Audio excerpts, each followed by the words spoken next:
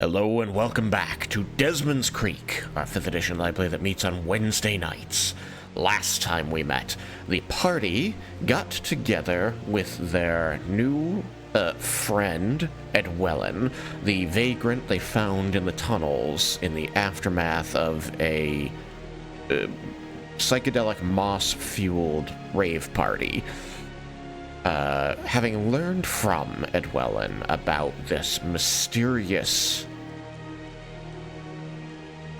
creature, demigod, god, actor, that has been moving through the Underdark for the past several months that he referred to as the Silent Watcher, they convinced him, they worked together with him to determine some way to draw out the Silent Watcher, as all of them, including Edwellin, had something they wanted to learn from this mysterious creature. They determined that the most likely way to draw it out would be to create a situation not found anywhere else in Amaranta. And so they went to one of the lightning rods located on the outskirts of the city, near an entrance to the Underdark, and paraded around their new warforged companion, Vulcan, and tried to entice the Silent Watcher into revealing itself, and eventually succeeded.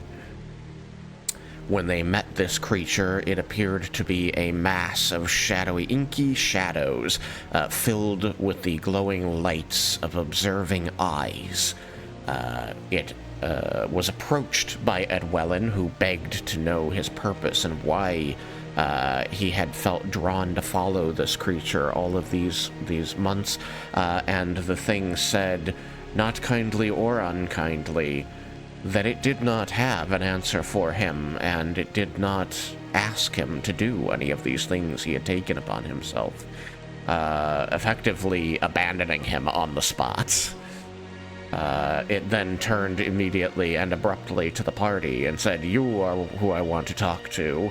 And after a not so brief period of trying to explaining to them how it wanted to build their trust so that it could ask a favor of them, eventually told them about the source of their recent altered history problems. From this creature, they learned of the Hand of Kas, and the fact that some humanoid has obtained this powerful and ancient artifact, which gives them the ability to rewrite history by removing people and objects and places from it. It was during this discussion that the Silent Watcher withdrew the shadows, or drew back in the shadows that concealed it, and revealed itself to be a group of Ion Stones who referred to themselves as the Lost, and eventually as the Archivist, the one who observes the world and keeps the records. Explaining in due course that it was comprised of Ion Stones who had been following scholars of Ione into dangerous and distant places and found themselves unable to return, for one reason or another, to Ione, and becoming lost, and eventually collecting into this colony known as the Archivist. And so we rejoin the party as they stand in the rain on the night of Elsementh Day, after the Archivist has given them a spell which can help them track the magic of the Left Hand of Kas, after having given them a somewhat brief history of Kas and the power of his artifact and his involvement with Vecna. They have been given their task to be the Archivist's sword in the battle against the forces of Vecna, or in this case, the forces of Kas.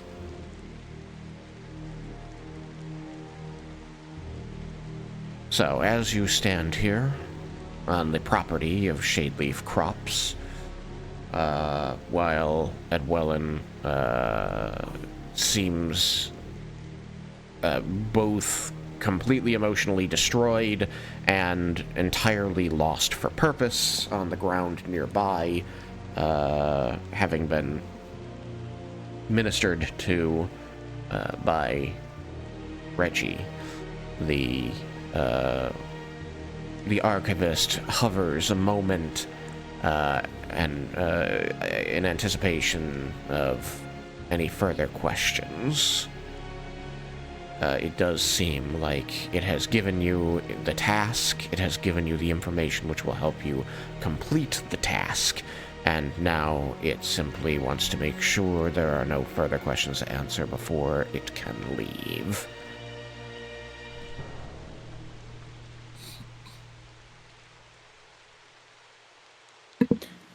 I think that last time I had asked if the archivist had an expectation of what was to be done with the hand, and the archivist was basically like, don't let it fall into the wrong hands. It was incredibly vague. The archivist said that it could not handle the hand of Kas, and that you are at your own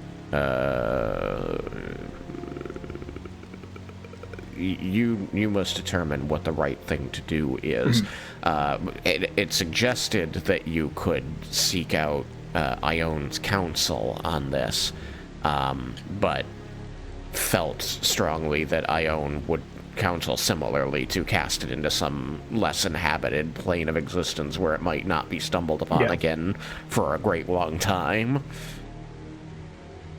Cool. I thought that was the answer. I just wanted to make sure that that wasn't the thing that we talked about, like, after the session or something like that. Yeah. Nope, that question was answered, and it said that it didn't want it. You can do what you think is best with it, but artifacts are incredibly hard to destroy, so putting it somewhere where nobody can do harm with it is the next best thing to eliminating it.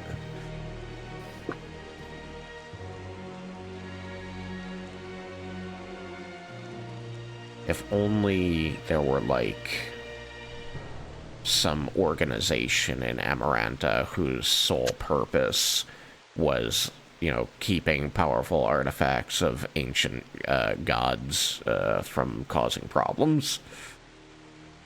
If only. If only.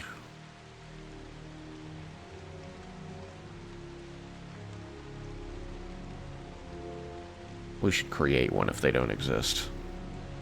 Yeah, I think that's a good idea, I think I know the people who can help you do this, though. They have got some experience with it. Creating groups.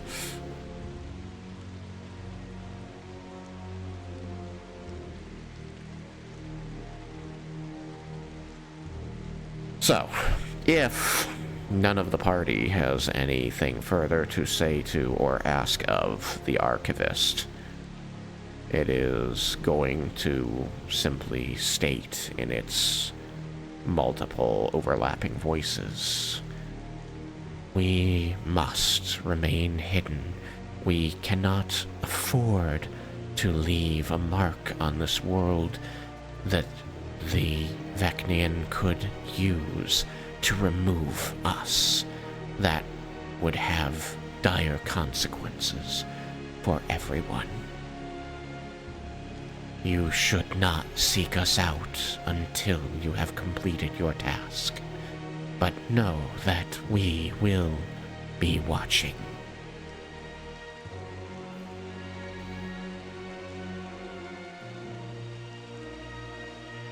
Before it left, did it explain... I can't remember last week. It has not left yet, just to be clear. No, but I mean, did it actually explain why it chose us? Is there any particular reason why? It said that it wanted to speak to you because you were uniquely positioned to do something about this, as most other people had fallen victim to the power of the Hand of Kas and had no memory of the things that had changed. But you people had made note of things and had prevented the changes from taking root in your minds.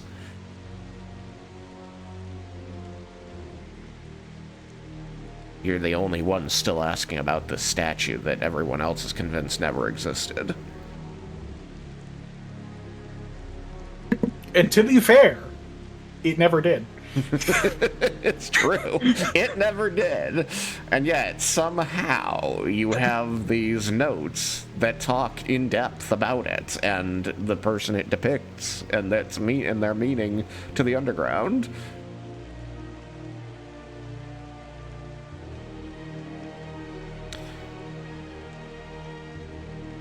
Actually, I'm not sure that the person it depicts was ever directly mentioned in the notes, so you probably don't remember that name. Yeah, I don't think it was. Yeah. I think you were the only one I was who had asked for that name, so I think you're the only one who had it. Yeah, I know Reggie said it Yeah. after, like, hesitation, because he Yes. couldn't fully remember it. That's true. But I don't know if that was something that would have gotten... I don't know that got recorded. written down. That is a question for Desmin. It also might be in my notes.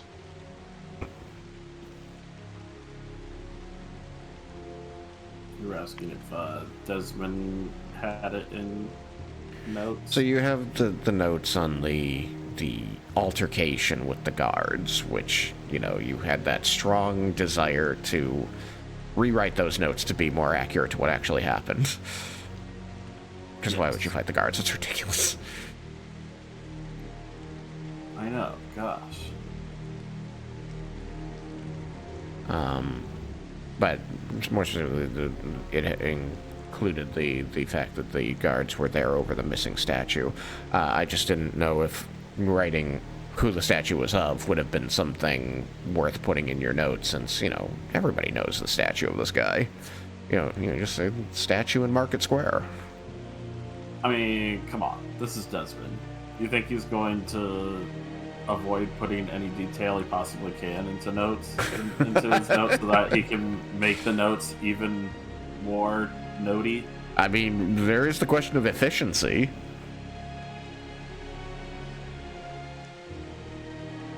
I mean, I feel like the notes are meant to make things more efficient, not necessarily them themselves being efficient.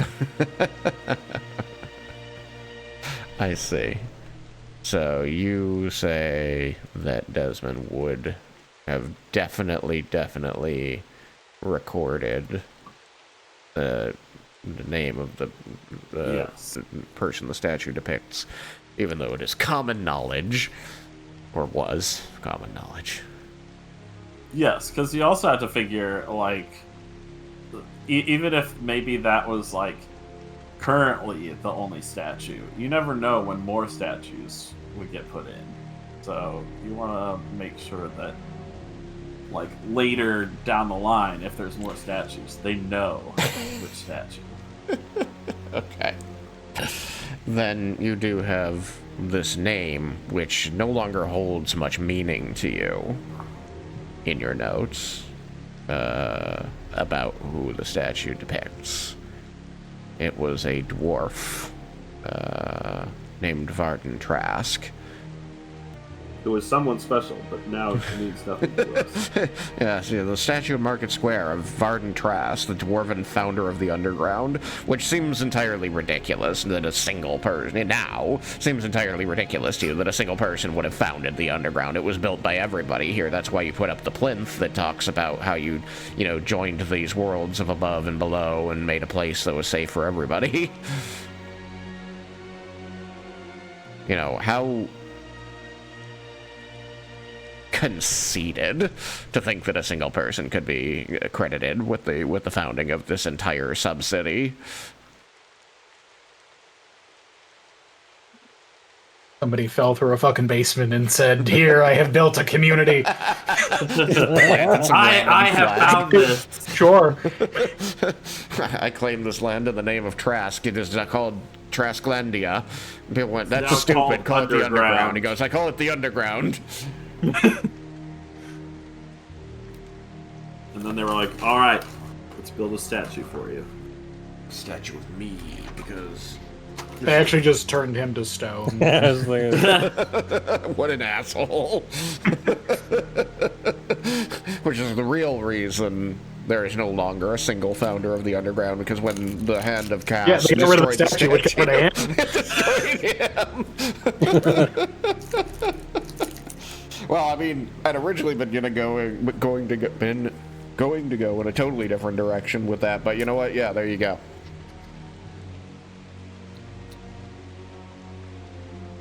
We make this world together. Unlike Trask.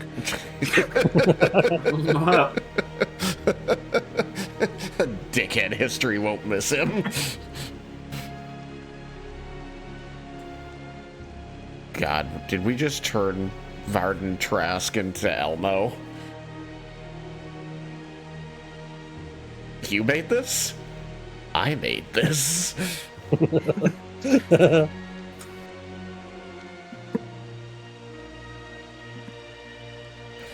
Alright, so, in the absence of further questions to the Archivist, it is going to begin to turn to walk into the woods away from you toward the mountain, and it's going to seem to hesitate at the edge of the grove before leaving, and the shadowy, as the shadows kind of billow back out around it, and it once again becomes this monstrous-looking pool of night with these glimmering eyes seated throughout it.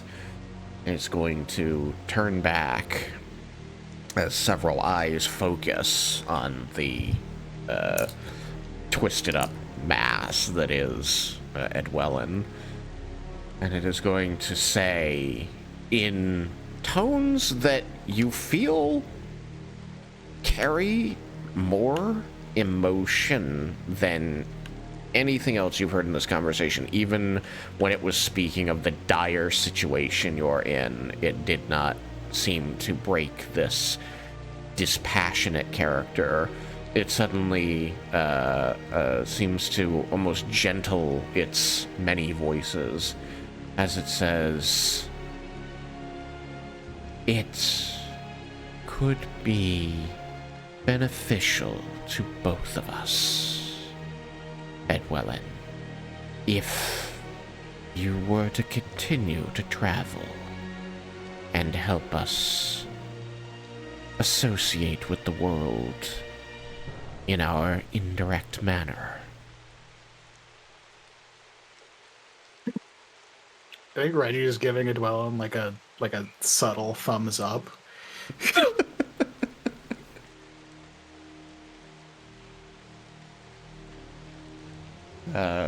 Several of the voices are going to pick back up. It says, there is also a concern that were the Vecnian to find Edwellin and eliminate him for any reason, it could have an unfortunate impact on us, given that he is directly responsible for our meeting today. Reggie like slowly goes over to the Archivist and is like, "Hey, when you're doing something nice for someone, you don't need to, in the next sentence, kick them while they're down." Several eyes like turn away all from of you.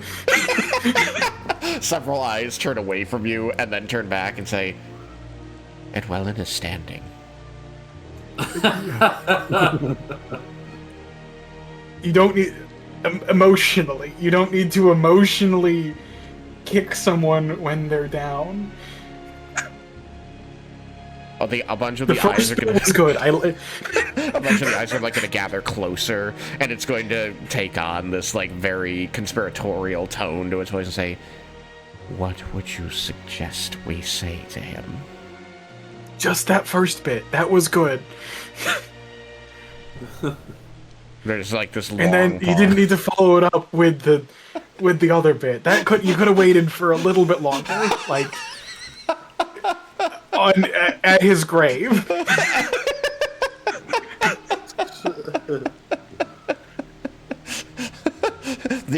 All of the eyes like kind of dim out and then brighten back up, like they all like slow blinked simultaneously at you. How far away are they? Reggie is trying to be quiet with this. He doesn't. No, it's true. They are also whispering. They're not like having quiet, this. even though he's right next to him. I think the Reggie archivist had like started to walk away, and then like turned to say that, and Reggie had gone up to him to be like, "Hey, hey, my dude." It's once again like a bunch of the eyes are gonna like drift out from the central core, just peer around you, and then drift back in, and like almost like look to you momentarily, like confirming to themselves like what they're about to do is correct, and then they drift back out. So it's got this kind of like wobbly form of like floating eyes. Like this is the most like a beholder it's ever looked. As it says, what we mean is that it would be good, welcome for you to travel with us. We would enjoy your company. And immediately, like, one of the furthest out eyes is gonna zip back to the center and like, get an eye level with you and just sort of blink a few times. A more subtle thumbs up, like, behind his back to the archivist. It's gonna zip back out again to look at it well as go, please follow us. Welland's, very confused by everything happening. Like, there was this glimmer of hope, then it was shot to pieces by the very rational explanation for why, and now all of a sudden it's acting extremely kind. Uncharacteristically so. It just goes, well, I haven't anywhere else to go, and I do still feel this inexplicable connection, so if I am welcome to travel at your side, then perhaps we can discover the reasons for this connection. And the archivist's eyes like all kind of dart in to look at you like questioningly, and then dart back out without waiting for any response from you. Says, that is an excellent idea. We would also like to understand the connection. Desmin? Desmin's gonna walk up to Reggie and just like whisper to Reggie, maybe you should give them some of that moss for the trip.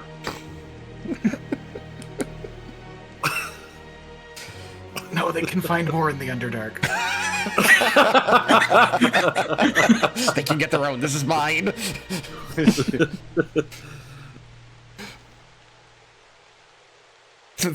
One of the eyes is going to drift back in, like, on level with you, and it's going to whisper, but the voice is coming from all of the eyes, so it's whispering, like, up at the air in some cases, as it says, that moss is extremely toxic.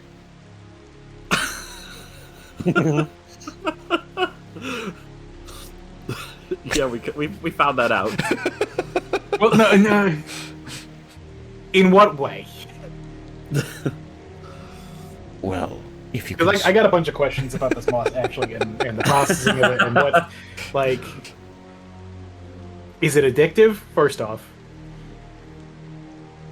Do all the ion stones and the hosts speak at the same time, normally? In this, the archivist's stones have, as much as you've seen them. There's something about... there's something about how if they speak all at the same time, intoning the same thing in generally the same tone of voice, but then one of them spots Reggie's moss, it on its own is just like, that shit's poisonous. The other's getting the thought, a second later going, what? I don't know. Why do you have that? There's just one of them is just like, wait, what the fuck are you doing? And so attempting to answer Reggie's questions, it's simply going to begin. The eyes are all going to kind of drift back into the mass of shadows as it focuses solely on Reggie now. It's going to say, that is a humanoid pathogen. If you consume over much of it and absorb over much of it, it will shut down your functions. Heart, lungs, brain. The amount that is overmuch varies from creature to creature based on mass and built-up resistance.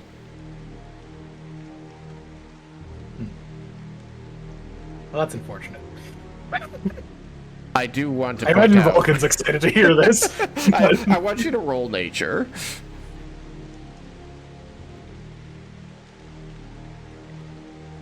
Let's see. It's an 11 on die, which gives me a Desmond 16. A 16. Desmond can also roll nature since it's whispering at the two of you.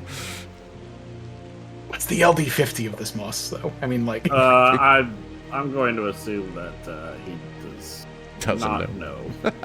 Because I rolled a 3, and I don't think my roll's gonna be that high. History or nature? Nature. No, nature's a -1, so I have a 2. You got a 2. This shit will kill you if you look at it, Desmond. Stop looking at the moss. Reggie, put it away. Put it away. It's in the bag still. Reggie, you know that everything that the archivist just said is true of every single narcotic and drug and vice that humanoids have. Like, it just described alcohol. Yeah. You get the sense that this thing has not had to nourish a living body in a very long time, and has lost almost all concept of that, so poison means death to it. Dosage is not considered. Fair enough. It just means I gotta experiment. He was planning on doing anyway.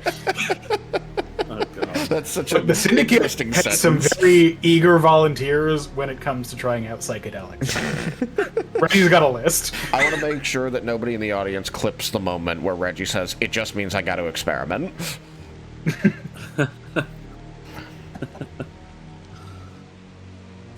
All right. So Edwellin is going to make his way slowly forward. He is looking still a little confused, but considerably, better than he had at least 5 minutes ago. And there is even hope behind his sunken eyes that he might finally be finding his purpose, or at least on the right path, too, as he agrees to follow the archivist.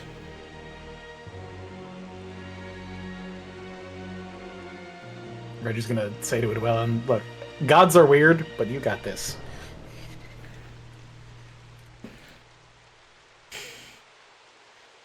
He will stop as he passes by you to follow the archivist and say,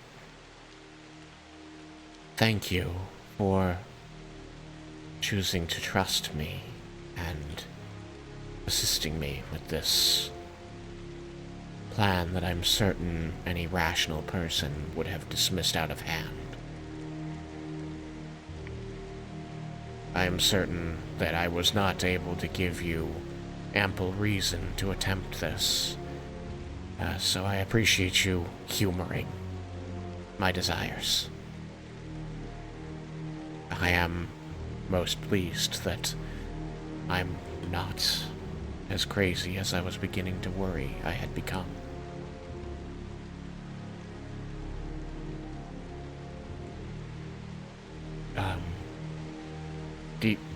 Do you... He kind of, like, awkwardly juts out a hand. Do you shake here in Bromdor? Absolutely. Out of character, I think. Yeah, it's pretty universal in Amaranta. Yeah. But this guy's been away from the world for a spell, so... And he's probably from a part of Sylvanas that he wasn't really interacting with Bromdorans, so he can't be... He's just being careful of what cultural things carry over and which ones don't. I just love... Do people still shake hands? It's like, you were on drugs for like 2 weeks, dude. like, things didn't change that much. Come on.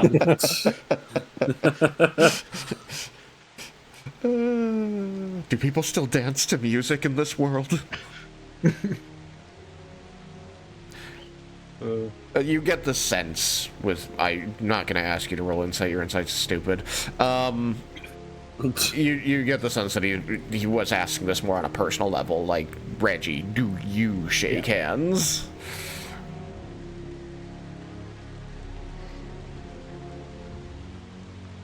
Would it be offensive to make this gesture to you, or is there some other way that you express gratitude? Is what he was asking. Yeah. Reggie very happily shakes his hand. All right. You see a lot of that,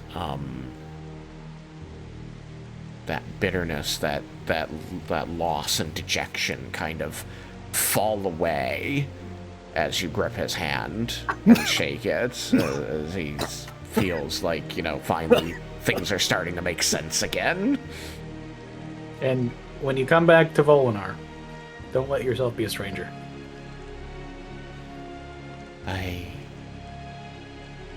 If we find ourselves in the area and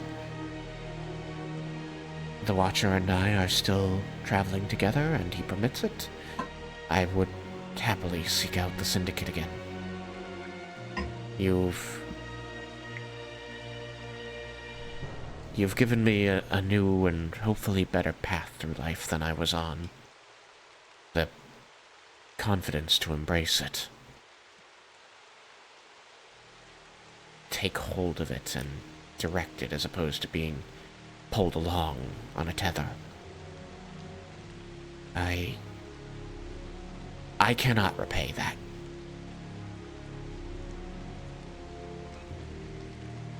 But I hope you understand what it means to me.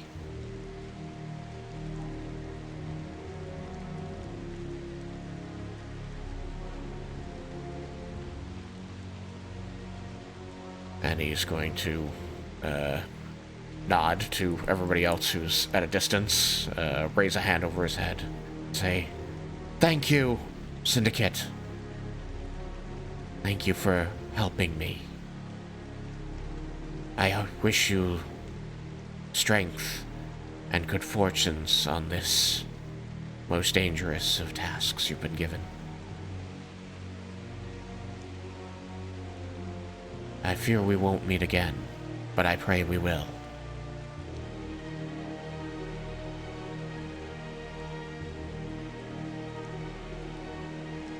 And the Archivist is going to lead him off into the deep woods, away from you. What does the Archivist actually look like? It's some indeterminate humanoid. Yes. With a bunch of iron stones. Yes. And he's wearing... Yeah. He's wearing like a cloak of some sort, was it? Yeah, so underneath the cloak, the humanoid body is wrapped in tatters of clothing, like clothing that has just been wearing the same outfit for decades, but thrown over the whole thing and held up by the ion stones is a cloak. Just a beaten up black shroud that wraps around it, and so it's held out by the floating stones, so it appears much more massive than a normal person. But underneath it is rather normal person sized. It's just they've lost a lot of the features that would tell you what race they hail from. But their head is still like visible through the cloak, or is it underneath? Yeah, there is a hood to the cloak that isn't necessarily like wrapped around their face, but the parting of the fabric does allow the body at the center to see out. And they do walk under their own power. Yeah, they're just walking. The body is walking. The ion stones float around it. Some close enough to be in contact with it. It is possible that some of the ion stones are in fact supporting the body, but they're not like. It's not Weekend at Bernie's, if that's what you mean. No, but I mean like if you're watching, it is just a guy walking. Yeah. The cloak. Yeah. Well, so let me clarify this though.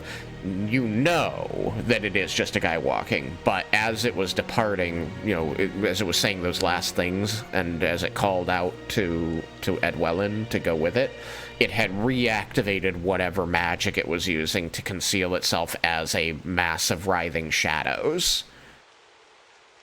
But it didn't do that straight away. No. It walked a little bit first. Yeah. Yeah, that's... Yeah. No, yeah. So you did see that the body walks. The ion stones float.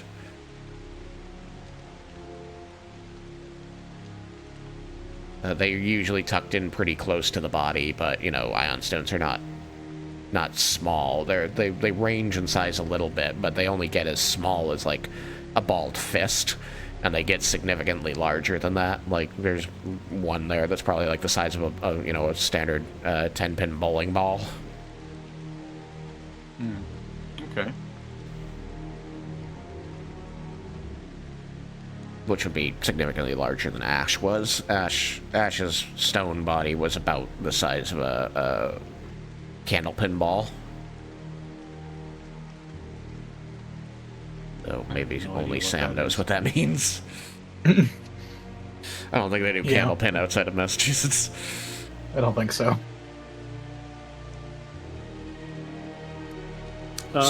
Ski ball. Candlepin ball is basically a ski ball. I was gonna say, I know what that is. Like a bowling ball you can basically hold like in your hand, like it's not really. Yeah, like, the misleading thing about Ash is that Ash generally had prominently displayed runes made of light floating around him. And that made him appear to be a much larger sphere than he was. The stone was the small core of that. These are primarily just the stones with their central glyph illuminated. Okay, so I actually tried to draw pictures of the Silent Watcher today over my lunch break. I wasn't pleased with how any of them came out, but I started to get an idea of it. Maybe I can try again later. Drawing's hard.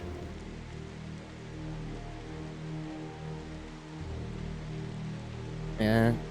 It is an art mastered by humans over generations.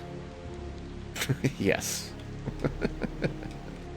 And I sure don't practice enough for that. So I actually kind of older because we have evidence that Neanderthals did pigment painting. Before the glow of the eyes is completely lost in the crisscross of trees to you, you're going to see that it stops, and many of the eyes reappear. Like on its the eyes are all around it, so you can see some of them from behind. As they're just sort of like plastered around the outside of the shadow. But you see that it turns because many more of the colored eyes become visible again. And they all seem to kind of drift a little upward, which gives you the sense that it is looking up. Oh, that's... Ugh.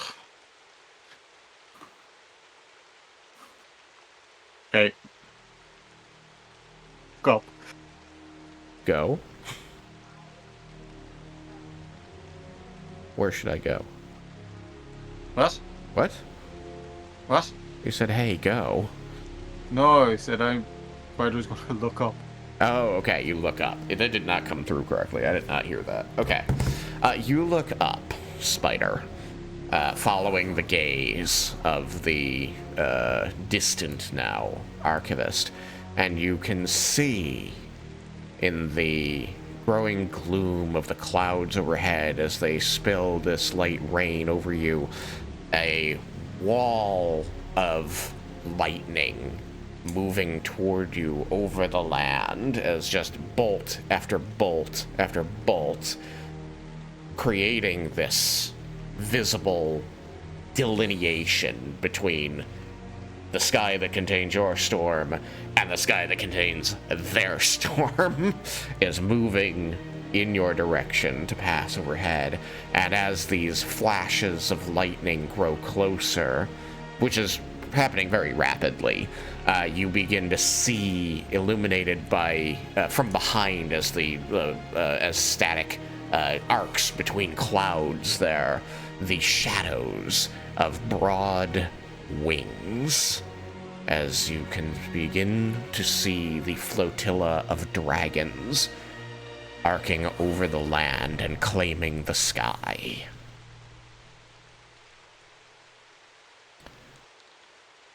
Loud. You see them moving as if like in stop motion, because you're only seeing flash. Flash. The flashes are very frequent, but yeah, it kind of looks like a rotoscope. Juddery and or what are they? Yeah, rotoscope? No, what is it called?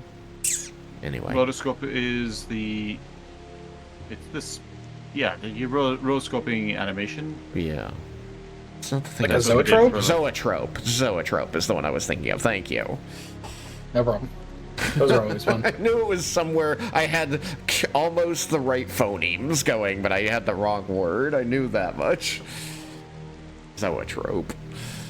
Right. So, yes, like a zoetrope, you see these... Zoetrope is the spinning kind of... You look in it and you see the motion picture, because you're only seeing every other frame as they line up with the whole. So, yes, you see the zoetrope-like motion of the dragons as they fly ever closer.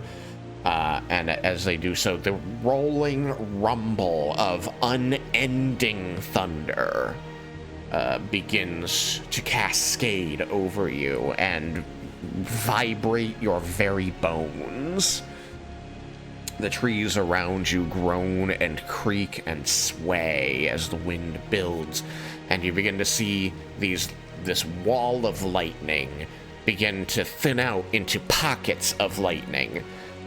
And pretty soon, lightning strikes close enough that you can see it hits among the trees, and then the next strike is coming toward the ground, and then curves and strikes the tower, the lightning rod near you, and then several more, and then several dozen more all begin arcing out of the clouds and into the lightning rod near you, creating an absolute cacophony of crashes. You can see as the dragons fly overhead, you can hear them crying out to one another in Draconic. Does anybody speak Draconic?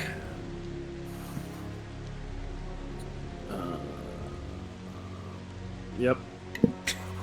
Desmin does. Reggie does not. Desmin's the only one who speaks anything. All of you does not. who speak Draconic can catch among the crashes, rolling thunder, and brilliant flashes of lightning, bits and pieces of these dragons flying well overhead, but their voices boom down, broken up by the thunder, as you hear hoots and hollers and whooping and cries of, "The sky is ours!" All of these dragons exulting and showing off to one another, completely uncaring of the creatures beneath them and the forests which likely are going to catch a light if they're not protected by these lightning rods.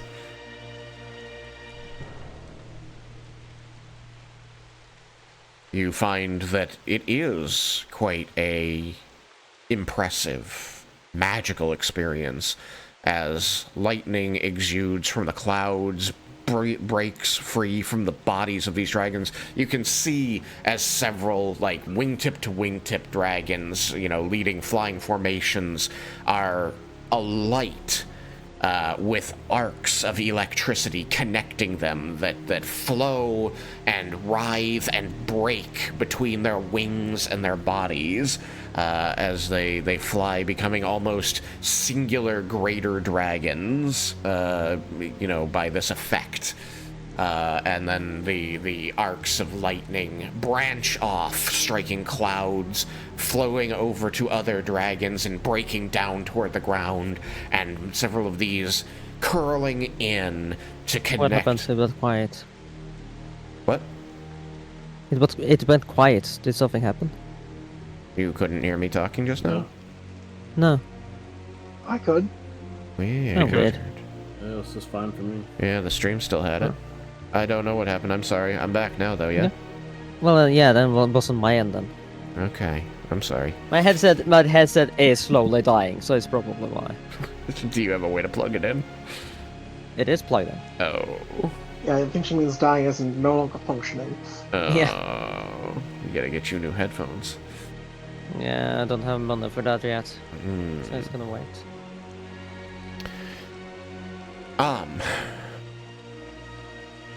So, this magical experience as you see the lightning dancing between the dragons, from the dragons to the clouds, from the clouds to the ground, from the dragons to the ground, and many of these bolts of lightning bending in, curving, and wrapping around to strike the lightning rod. The lightning rod glowing brighter with each bolt that hits it. And as they pass by, the lightning strikes thinning out around you. They're, you know, probably a dozen dragons deep, this line, but they're a band of dragons passing over the land in this singular contiguous line. Wingtip to wingtip, front end to back, 12 deep and hundreds that you can see long, as they shout and exult in their own power as they let it rain down upon the land. This lightning rod near you doing a great deal of work to absorb the damage that could have been done to the trees here, the land, the animals, you. You can feel the power humming in the lightning rod as it protects you, but its very presence. And as the belt of dragons passes by and begins to disappear into the haze of stormy night, the lightning strikes going with it, returning to the more occasional one every few minutes of the storm you still stand beneath. You can see the lightning rod standing tall and glowing with the heat of the power that was lanced into it, smoking as rain, or steaming more accurately, as raindrops fall upon the heated metal. The night. The lightning from dragons, it's magical lightning. It doesn't behave like regular lightning. This is something that I have had to think about a lot over the years, and I've never come to a satisfactory answer about how I want to handle it, just because it makes things difficult to treat it too much like it's not natural. So, like, I have to say things like it's magic more than it's real lightning, just because, like, you couldn't cast a lightning spell at a pool of water and electrify everybody in it, because there isn't a mechanic for that in the game. So that's one of the main reasons I usually say that it's magic. It doesn't function like real lightning. It does share a lot of properties with real lightning, and being attracted to this rod is one of them, though if that's because the rod is magic as opposed to being metal, that is some secret that the Mages Guild is guarding. So the answer is yes.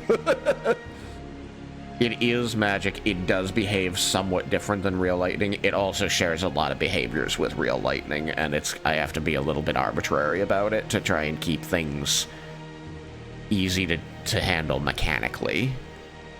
That's, I think, the best answer I can give you, unfortunately. No, just Spider has, growing up where he grew up, likely has experienced Elsementh Day in an area that did not have any kind of protection, magical or otherwise, for it. So, he's probably going to know, don't stand underneath trees. Yeah. So he's going to be like, the open, and he is, if nobody's paying attention to him, he's obviously kind of scared. Yeah.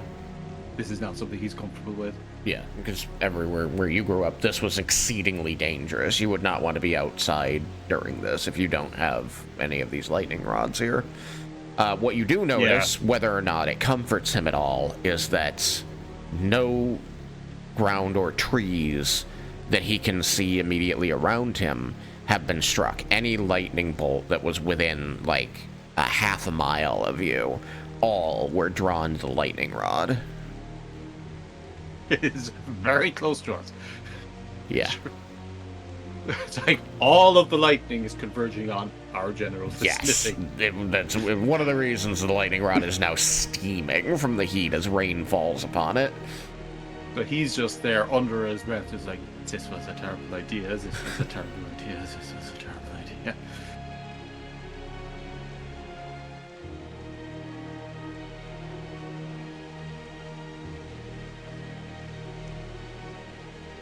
So,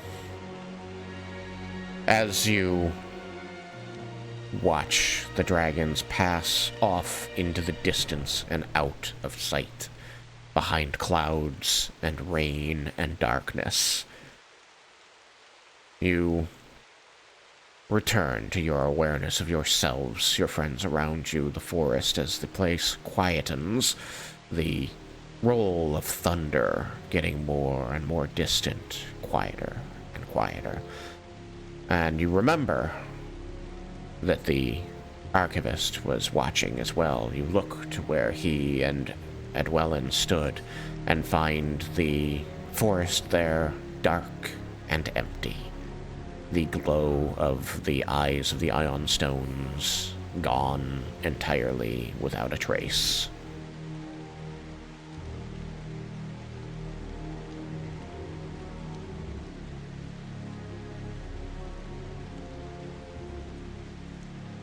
You all feel a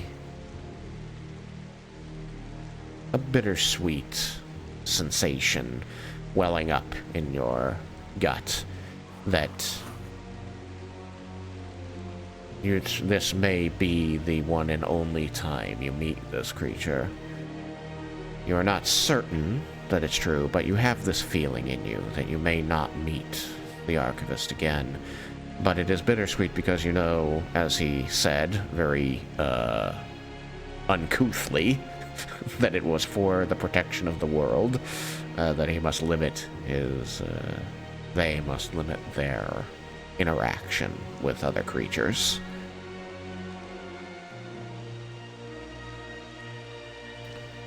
This emotion comes to all of you unbidden. You're not certain why you felt this sensation precisely. Maybe some of you it comes more naturally to, but even those who didn't feel any particular connection to the Archivist, even through this meeting, suddenly find you feel this wash of bittersweet parting. Take that as your characters will.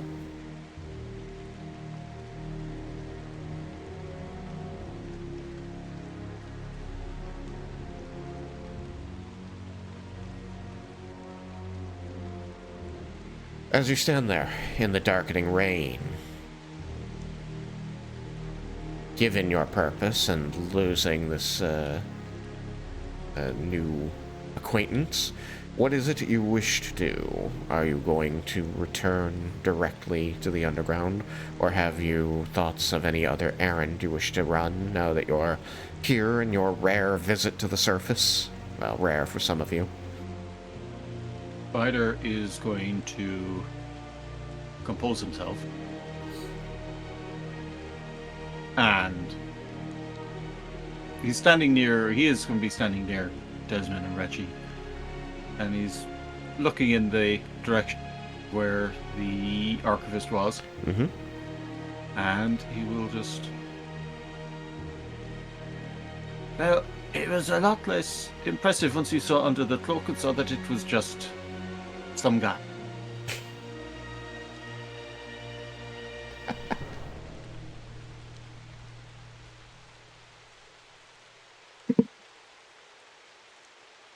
It's true. But a guy what gave us answers. Kind of. A guy with lots of ion stones. Yes, well spotted.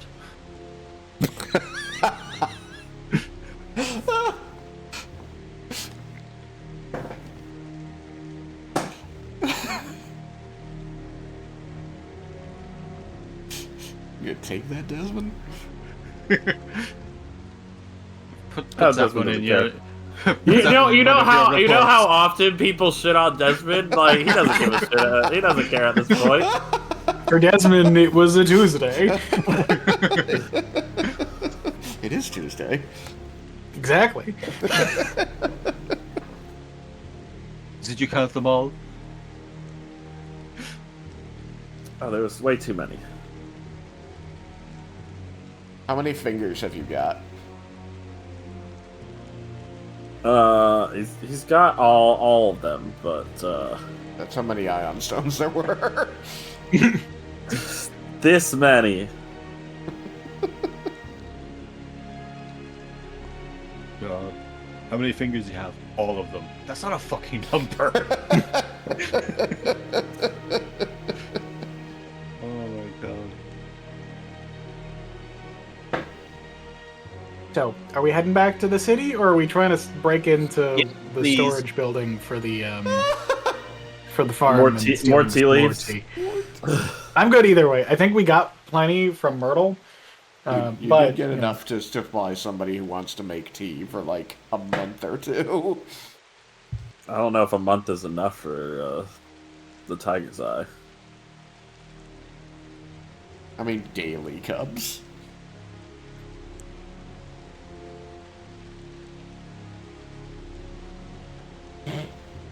Yeah, let's get back. I'm sick of these bloody lizards.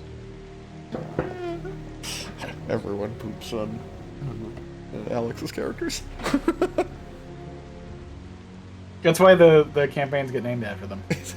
It's the trade-off. You know? That's the trade-off. The campaigns get named after Alex so that we don't feel so bad when we make fun of his characters. Yeah.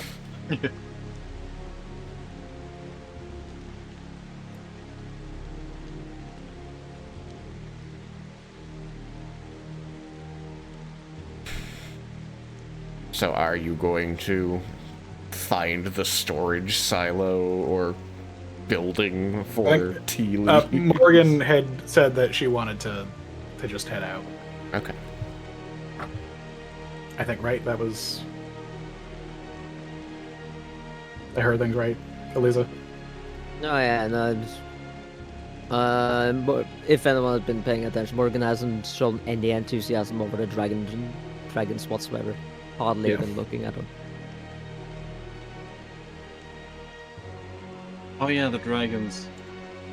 These reptiles. And I was like, what reptiles were we dealing with? Totally forgot about the dragons. Oh, forgot about those. Yeah, as the dragon flotilla passed by and began to disappear into the distance, the individual exaltations are now too far away to hear, but you realize that many of the dragons are chanting in unison, Elsementh, Elsementh. And so you're left with a small echo of that as they disappeared into the distance. God, they're like fucking frat boys. That's what I was thinking, like. Not wrong.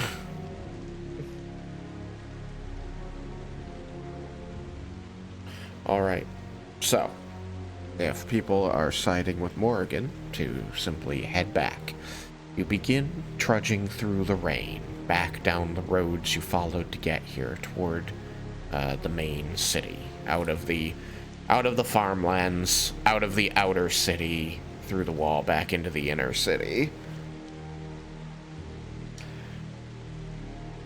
I need perception checks from everybody as you enter the wall of the expanded inner city. Ah, shit. New Volinar, 23. I guess they probably call this area, because the old wall would surround old Volinar. 23. 17. Nice. What did you get there? Shit, from Spider. There was a 2 on die, which brings it to a 10. I have a passive of 18. Don't know if that's... I got a 12. Alright. 17. A passive of 13, so I'm also below my passive. Got a 9 on die, which, that math should have been pretty obvious. I got a 10, my passive is 11. Nice. Nice. So, it sounds like the highest numbers I'm hearing, passive or otherwise, are 23 and 18. I got a 17. 17's pretty good. Alright. My passive is 17. I certainly didn't roll that. Alright, so 2 17s, an 18 and 23. And 11... I immediately forgot Morgan, I'm sorry. 12. My passive 12. is 13. But... Passive is 13. Okay, 13. What you all notice as you are walking through the rain into the city is that there is a cleaner smell to the air than when you headed out. It seems that the falling rain has been pulling other contaminants in the air out and onto the ground, and there is a kind of a freshness to the city air that isn't often there, being that there's so many people that live here and they live here. Refuse and waste and things like that tend to cloud the air around, especially around the inner city, the new city. I stink of ozone as well. It would have some of that in the aftermath of the lightning, but I think that, like, especially with the continuous fall of rain and the fact that it's completely outside, that's going to be a pretty light smell, not overwhelmingly ozone, but yes, there is definitely hints of ozone.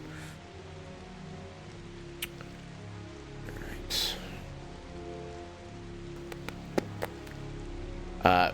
Those with the higher perceptions do note that the more unpleasant smells of city life do still exist and still permeate the rain-freshened air, but they are significantly dulled or muted by the cleaning effect of the rainfall.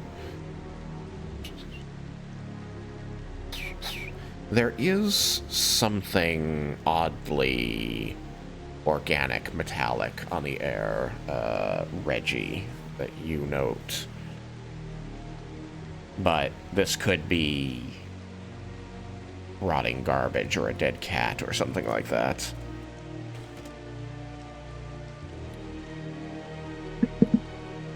Very specific.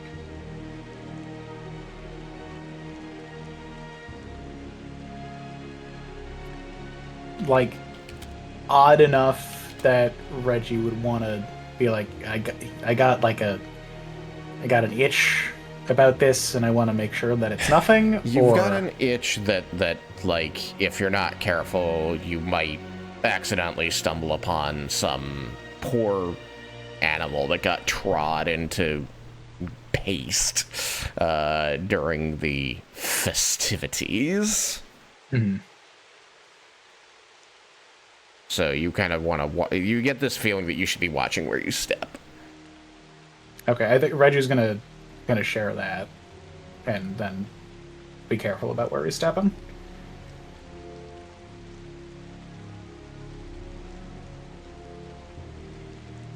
We're entering the city, are we? Or are we in the city? You are, like, just having gotten through the outer wall. So there is... The way the city is laid out is... Old City is effectively still the walled area that represents the original design of Volinar that I gave you during the last campaign. And then there were the outlying farms around that. All of that kind of became urbanized, and they set up a new wall around that. That became New City, but everything from New City and Old City is considered Inner City, because now outside of New City wall, you have the, you know, like inns and rest stops and taverns and bars and things like that that travelers stop at or stay at as they come and go from the city. And then outside that is the farms. So you, just to give you a better perspective where you are, have just come into the wall to New City. You're not in original Volinar yet, which is where a lot of the underground exists. It of course extends everywhere, but especially the places that your group usually haunts are under Old City. Old City.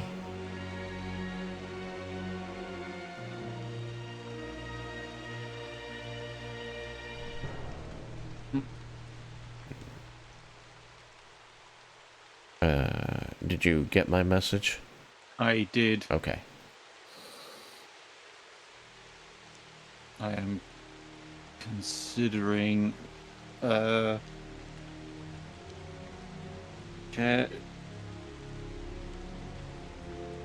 spider will probably he'll take a few steps around to try and determine source. Okay. So Reggie warns you about Reggie warns the party about this, and you immediately begin looking around for the source.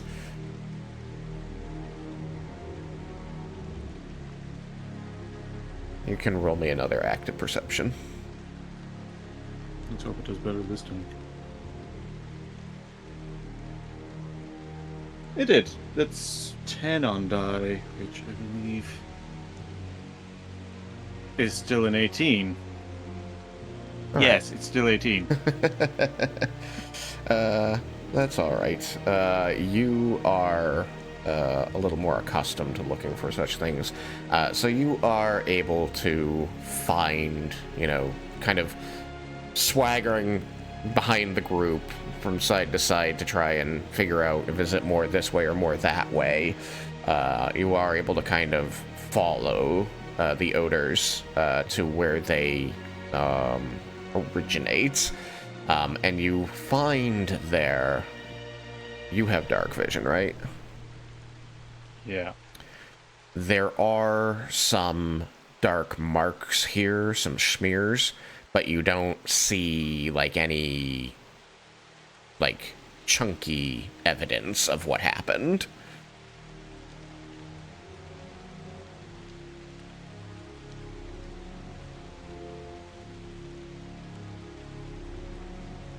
No drag marks, no poop prints. I didn't say that.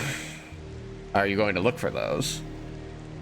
That is the kind of thing I would look for, All yes. right, then I just wanted to know, because before you were doing one type of looking around and now you're kind of shifting that. So I just want to make sure the party is aware of what is going on here, because it is something that you are now actively doing, is that after Reggie informed everyone, you know, watch where you step, I think some animal died terribly here,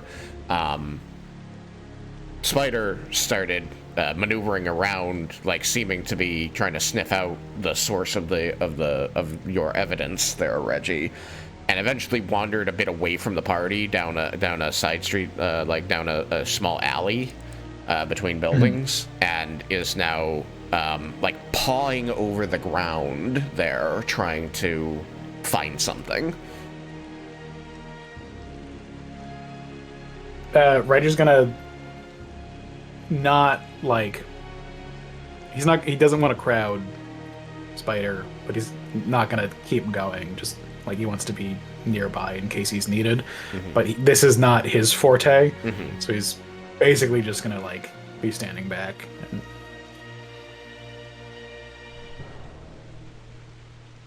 All right. So the rest of the group, do you stop when both Reggie and Spider stop? Desmond will. Yeah. Okay. What's up? Drop something?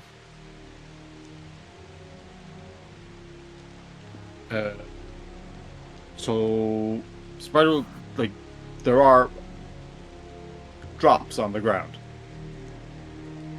Yes, they're being washed away by the rain, but there's definitely liquid evidence of something happening there. Well, when they say drops on the ground, Morgan is gonna take that wrong. Well, there are animals about.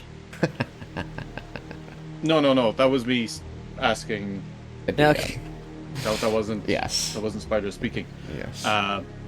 So Spider will point at areas on the ground and just say, "There is blood around here, but there is nothing."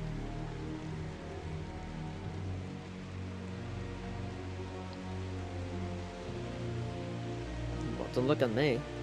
So, I will look for. Yes, you're looking for drag marks and evidence. Yes. What you find in this alley is the streets here are mostly paved, with paving stones, but the alleyways tend to be gravel or dirt or, more something more akin to asphalt, softer, is what I'm saying. And you do find, with your 18 and your very focused search, and the party not coming in and trotting on the evidence, that there are boot prints that seem to indicate several people here were exerting themselves against one another.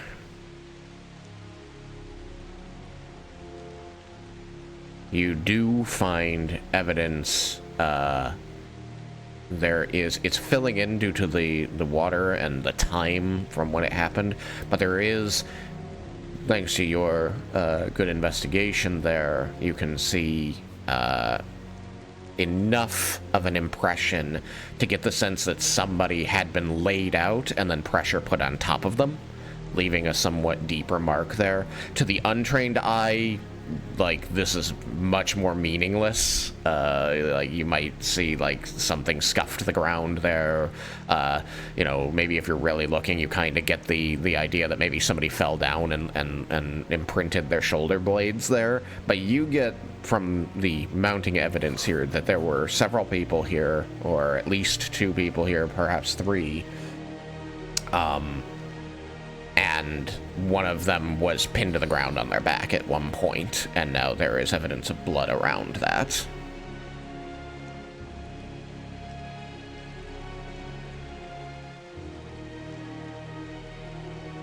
Spider will share these findings as he spots things. Moving around the alley, crouching down and just listing off, this is where they were tussling over something, grabbing each other's shoulders. Maybe you can tell by the deeper imprint on the edge of the boot here, as they were pushing in this direction, the other person was pushing against them. She's listing it off like a private investigator. Oh, right, that's what you are. He's just gonna be like, I mean, a festival fracas is not unheard of. This is true, but and he will look to Desmond. Does not hurt to know these things. I want one more roll from you, Spider, and then I want to know if you want anybody else in there with you, or if you were saying, let me look around here. Don't step on this. One more. Investigation roll in this case. I'm good at investigation. There you go. Can I provide advantage by not fucking shit up? Can my help action be nothing. I will let you give advantage by not fucking shit up as long as you are telling me that you're also going to try and hold other people back if they haven't been invited in. I think that Reggie has worked with Spider long enough that he probably would. Okay. So I will say that I believe that's in character that Vulcan has said, I'm good at investigating things. Do you want my assistance? Is that accurate? Yes. Okay. 2 eyes are better than... no. 4 eyes. Can Desmin give guidance for anything? Okay. You can give guidance without stepping in there, so I would say that if you want to cast guidance on somebody, you may do that. Yes, I'll cast guidance on, I don't know, who would be better? Would it be better Vulcan or Spider? Oh man, I think that you have to like make this decision. Who do you want to guide? Vulcan. You've worked with Spider for longer. Yeah. How are you going to make this decision? Guess I would give it to Spider then. Okay, so I want Vulcan and Spider to each roll investigation. I want Spider to roll an additional d4 on top of it. Do I get advantage? Or do I not? Yes, both of you get advantage. So that's right, thank you for reminding me. Both of you get advantage as well because of Reggie basically bouncering this alley. Reggie, like 3 foot something. He's like, hey, everybody knows what's in that bag of yours. It's true. So many drugs. So many drugs. And they'll kill you. If I use inspiration, do I reroll just once or do I reroll with advantage? God, that's such a good question. I feel like I fall on different sides of this at different times. I think normally we just do another d20. Yeah, I think that's accurate. I think it's just supposed essentially to be you pick one of the d20s to reroll. I got a 1 and a 2. Oh man. Reroll a 2, that'll be funny. Okay, it's a 10, that's much better. Alright, and Spider with advantage and a d4. I got a 26. Okay. Damn. So, yeah. Okay, you know what? I'll add it to his, because why not? I'll use my Flash of Genius skill to add my intelligence modifier to his score, which is another 4. Okay, so you've got 14. I have +7 investigation, so I got 17 investigation. Oh, okay. That's right. It was 10 on die. As well. Alright, so 17 and 26 is what I heard? 30 now. 30? Because he's giving him. Oh, he's giving it to Spider. Yes. Oh, Yeah. okay. I misunderstood. That's brilliant. Yeah. Alright. Then It's genius, one might say. One might say. One could, but they would lose experience if they did. It's a good thing we're playing Milestone. Fuck! Yes. So, with your roll, Vulcan, you don't see anything new, but you do find that you are able to verify all of the things you heard Spider muttering into himself, finding the different boot prints and evidence of the scuffle that happened, the fact that somebody was pushed into the ground and now there is blood there for one reason or another. You do pick up one thing that the original investigation didn't, which is that there are markings around the pin down location that indicate the dragging of a thin object which cut a deep rut into the roadway here. Thin and deep is maybe overstatement, but it's, deep enough that there's this slice in the ground there. So like a sword? Could be. A sword would match that, or a knife. It does look like it could have been made by a blade. So 30 from Spider. Spider, you're going to be doing your PI thing, and at one point you're going to back up and try and get a better, like, lay of the land idea of how the movement outside the scuffle took place, and you're just going to get this notion. There's something's going to pick up out the corner of your eye that just feels in the pit of your PI gut that it's out of place and somehow also important. And you're going to spot this bucket. Roughly about a gallon's worth of water could be held in this bucket that is overturned on its side and rolled such that it's facing the opening is angled toward the wall that it is closest to. And you can't really explain it, but with this flash of brilliance granted to you by the Warforged, you're going to chase this line of thinking and decide something's gone on here. There's enough physical evidence of movement around here that this bucket was somehow involved and is now important. And you're going to move over to this bucket and roll it with your toe so that you can see into it. And you find that there is a small dark object inside. It looks like it could be leather, something made of leather. You can see stitching around the edge of it. Could be somebody's wallet or something like that.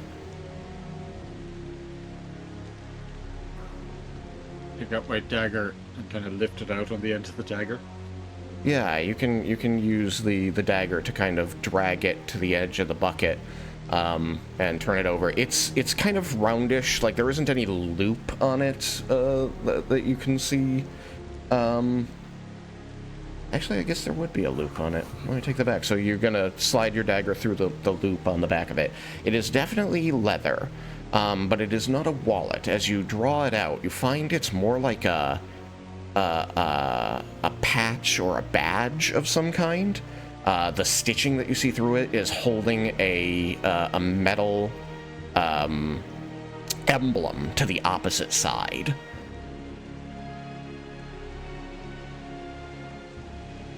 You recognize it? Roll history.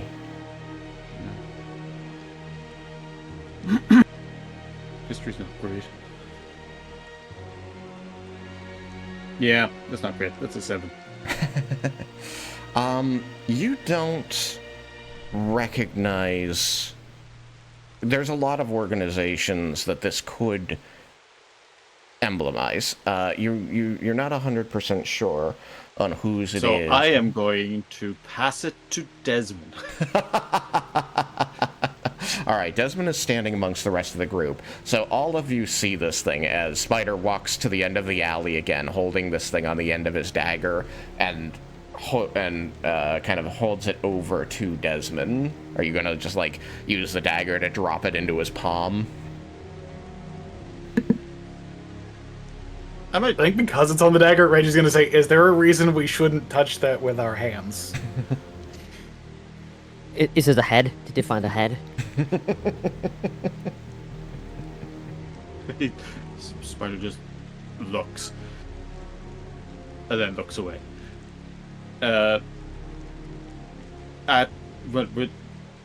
Reggie's comment, he'll pause and he'll just take it off and hand this thing to Desmond with his hand. He'll take it off the end of the dagger, sheathe his dagger, and just hand it to Desmond. Alright, I want everybody over there, so everybody in the party can roll history. Nat 20. Nice. I got a 17. 24. I got a 15. Rolled a 9.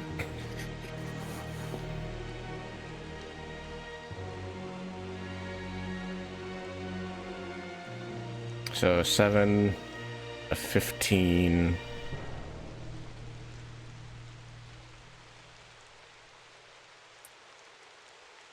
I got a 17. A 17. Sorry. I cannot get a 7 on a history check. My minimum is 9.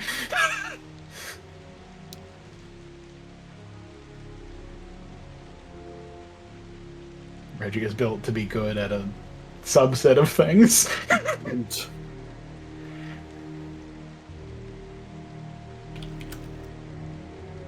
Yeah, I guess Spider kind of... He's good at finding things. What did I say it was? The roll? History. History. Yeah, I got a 3.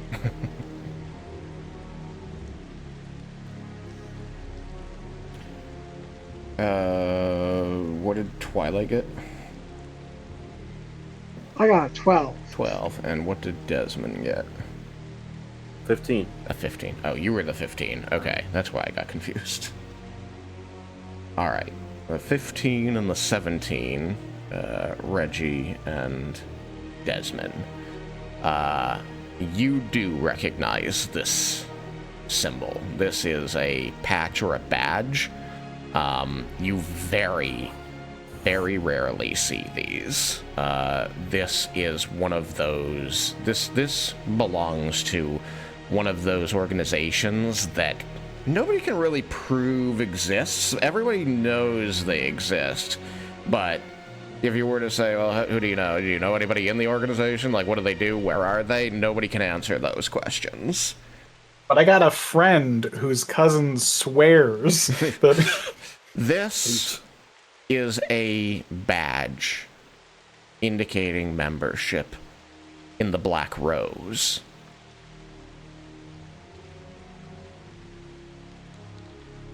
Oh. Yep. A spy organization that has been slowly spreading around Amaranta over the last 10 years.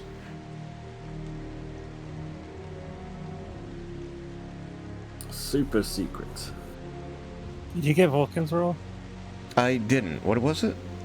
It was a 24. Oh my god. I guess it makes sense. You got Vendar literally told him about it. Vendar told you all about the Black Rose, that fucking gossip.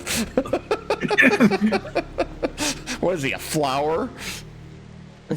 Vendor tells Vulcan about everything.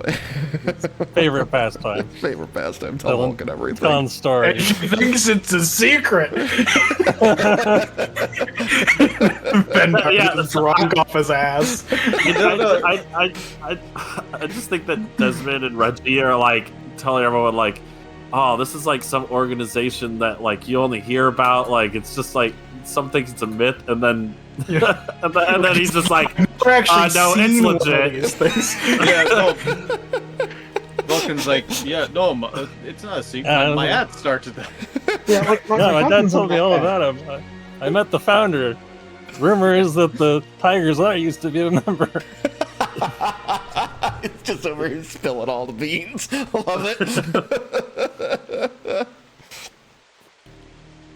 It's part of how I ended up here. Wait, does Vulcan says that the Tiger's Eye was a member? He just said that. Yeah, okay. Reggie's like, huh.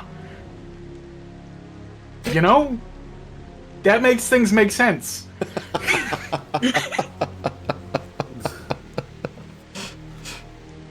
The pieces are starting to fall into place.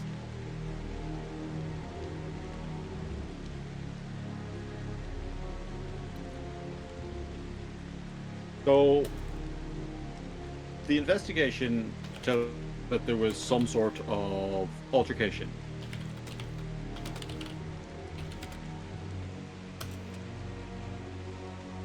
There was some altercation, yes. This badge got into the bucket, and you believe that the bucket was involved in the altercation. The bucket started the fight? Yeah, that's what happened. The bucket called them a bitch, The and they started fighting the bucket. Threw their badge at He kicked it, and then, it all went downhill after they kicked the bucket. I see what you did there. Who's holding the badge at the moment? Desmond. I think Desmond is. Yeah. Desmond. Oh, then I'm just gonna yank it from him and take a look at it.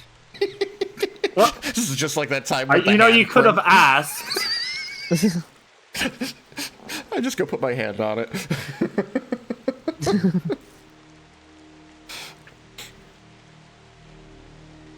Huh. Definitely looks like you could belong to something like that. Spider. I thought the Black Rose was a myth. The Black Rose, huh? I wonder were they on the winning side or the losing side in this? I feel like if they were on the winning side, that would not have been there. Because if I were them and I was on the winning side, I would have, checked to make sure my shit wasn't stolen. Maybe they're sending a message. This is a good point. We'd perhaps hold on to this. I mean, if they're trying to send a message, that maybe that's like some kind of protocol. If we could find somebody and ask what the protocol is in certain situations like this, we might be able to find things out. Spider looks at Vulcan and then is like, We may know someone who knows the protocol. We should probably have these conversations in... not right here, though. yes, let us head home. I am very wet. I would dry you off, my. but it wouldn't really do much until we're underground again, so... Perhaps I should have brought an umbrella. I tell myself that every Elsementh day, and it always slips my mind. I tend to spend some underground now. Yeah, I think it's a little bit of like a subconscious thing, not wanting to be holding a big, metal stick, since that's what attracts the lightning. But also, it could just be that it's kind of inconvenient for everyone around me if I have an umbrella, given my height and theirs. Spider, as Reggie is directing the group to take the more important parts of the conversation somewhere more private, and you turn to leave the alley and begin walking down the streets back toward some nearby entrance to the underground, you are going to hear the whisper of a metal blade against leather from somewhere amongst the group behind you. I will draw my sword and turn on where I heard the sound from.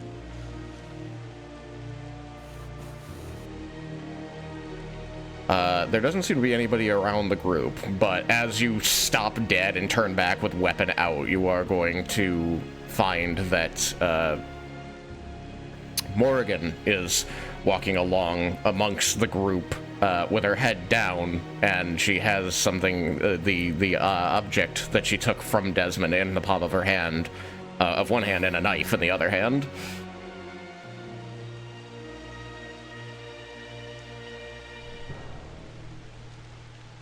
She has removed the metal crest from the front of the badge.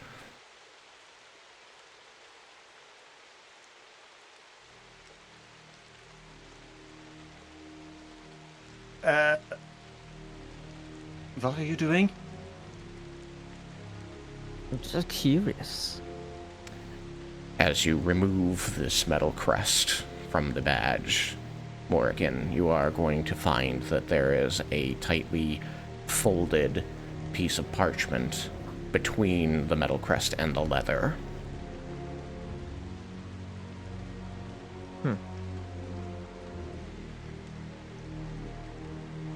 How did you know to look there?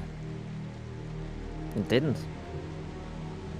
Just thought I could try, see if there's something in it. It looked like a box of some kind, right? And hey, I was right. There's something I in do think it. Reggie would like to make an insight check. Same. Serendipitous. You will have to make persuasion or deception. I will tell you which one. I'll roll insights, yeah. Not very good at insight though, so. I will roll 2. I'm passable. My insight's a 23. Oh, I got a 10. 15. 14. My passive is 15.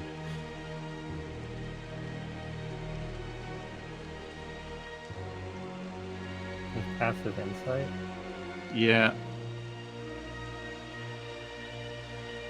I'm seeing right on my dice, right? I need to turn on my light to make sure that I'm seeing right on the dice. You gotta Yep. get light up Okay, dice like great. me and Alex. Yeah. I have one that glows in the dark, but it needs to be charged. It's 16. 16 total? Yeah. Alright, I think the only number I heard higher than that was 23 from Reggie.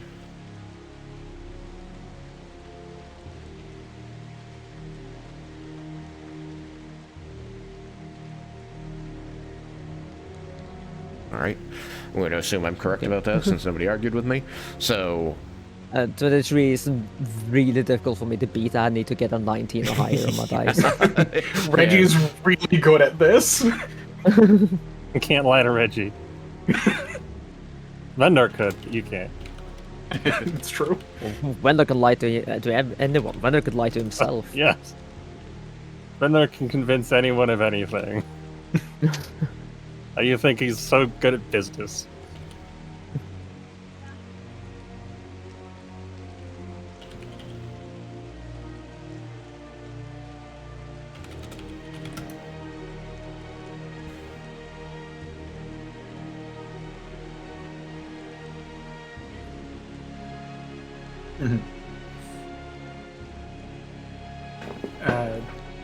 So Reggie's going to say, is that something that needs to be investigated here? Or can we take that investigation and the discussion down someplace safer? Suppose we could do it the later. streets are not empty. There are actually quite a lot of people maneuvering up and down these streets. It's a city. People are extremely well practiced at minding their own business in most cases, but you are very much not alone on these streets. Also very much armed. Yes, also very much armed, but the city is not strangers to travelers and adventurers alike. I think on the surface, there's more trust now in travelers and adventurers than there was at the time of the previous campaign, where you walked in with a sword and they said you're not getting in this city unless it's more like, yeah, we know what it can be like out there. There's monsters out there. We have records of it, and there's just a lot more like contracted work going on, so people will have documentation to prove who they are. As for you being armed, you guys are in a position to recognize or be recognized by several of the City Watch. Especially Reggie, who spends a lot of time both underground and above.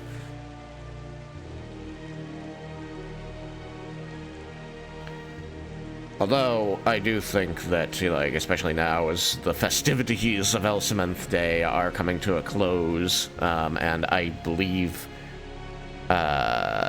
Vulcan is not disguised, correct?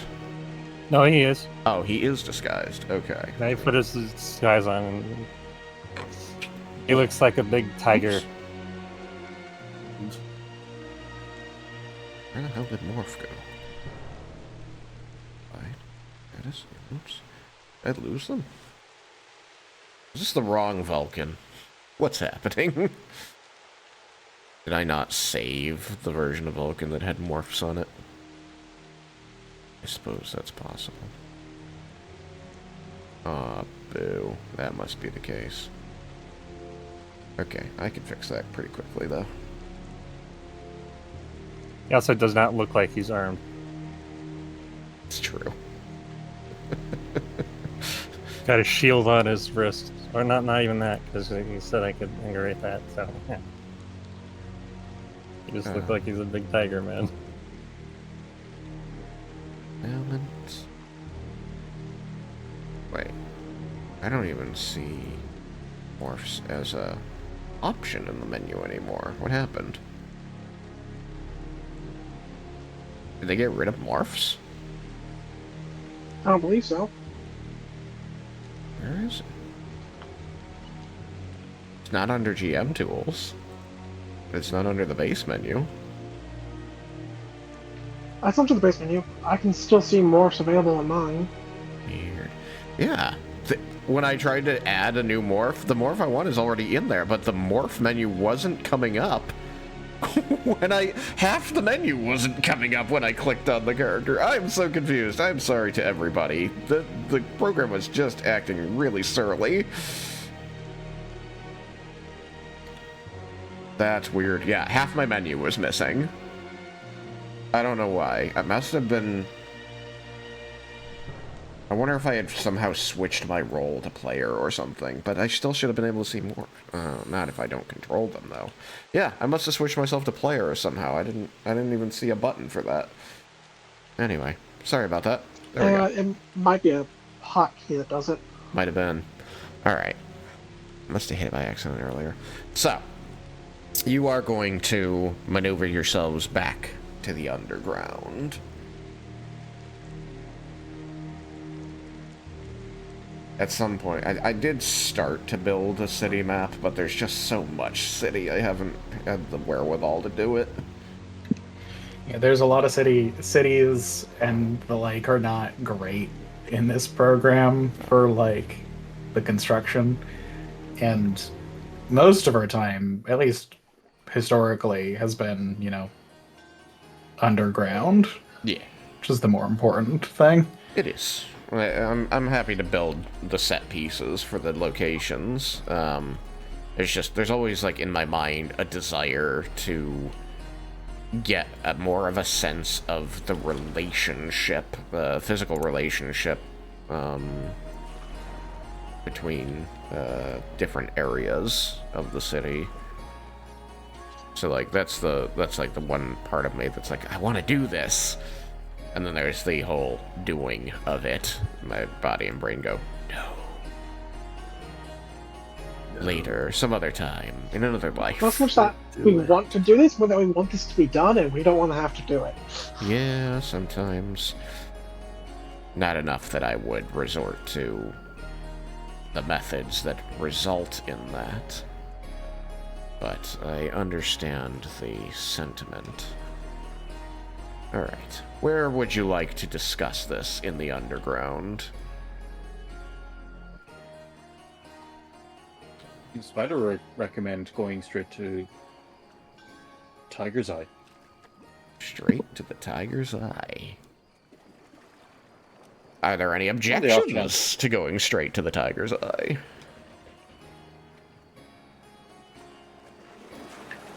I think if Reggie would be like, Morgan, is that what you want to do? Or do we want to take a look at that in private and then figure out if there's anything else that we should be taking care of before we go and talk to her? Since we do not know, if Reggie says this looking at Vulcan, since we do not know things for certain, because certain things are supposed to be kept quieter. Yes. And you're the one with the Okay, paper, but- so. Should we maybe also discuss what we're supposed to tell that Tiger's Eye? Like, those Ion things didn't really want us to share about anything that includes Tiger's Eye.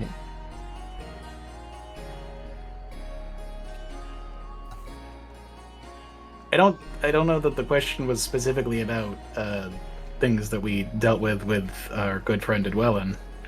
I think it was more about more recent revelations. Although we do have to get the tea to her at some point, so I mean, she might be interested in that. She might also not be here right now if she has that box down by the fighting pits, and It's like month day. honestly, if I were her, that's where I'd be. Why would we need to report any of it? It's all taking place on the surface. Her domain is the tunnels. Suggesting we hide this from Tiger's Eye? We don't necessarily need to hide it, but why report it? I don't see why it's relevant.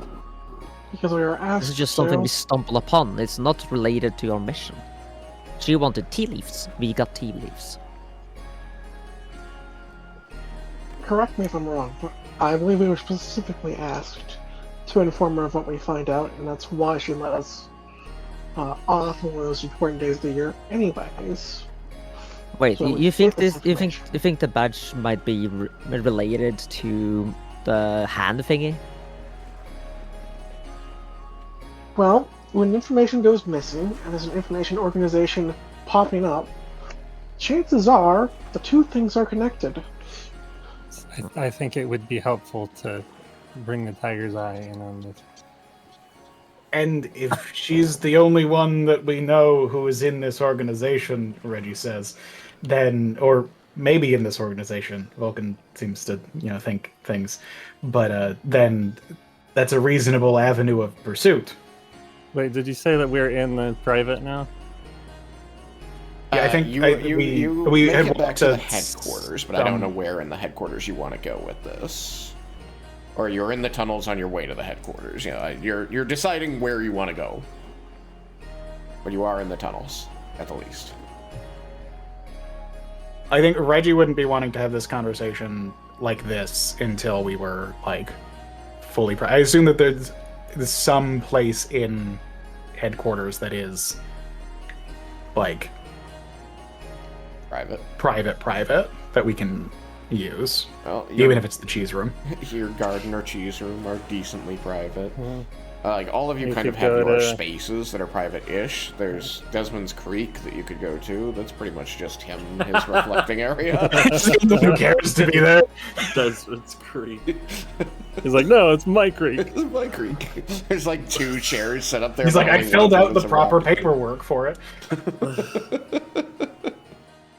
I put it in there. We gotta use it at some point, right? This 100-foot stretch is legally named Desmond's Creek. No one ever goes there. So But goes there Desmond. and it's like, Desmond, this is just a gutter. This is just a gutter. It's not. Is this a sewer? creek? I can't Floating in smell, there? but I don't imagine it smells good. It's literally underneath the city. But it's so peaceful here. and it's a little ways down from the reflection room. Oh, see, there's 4 chairs, not just 2. I was wrong. There were 4 chairs. I thought there were only 2. There's 2 sets of chairs. Desmond was hoping. I like the sound. I like the sound of the running water. Don't touch it though.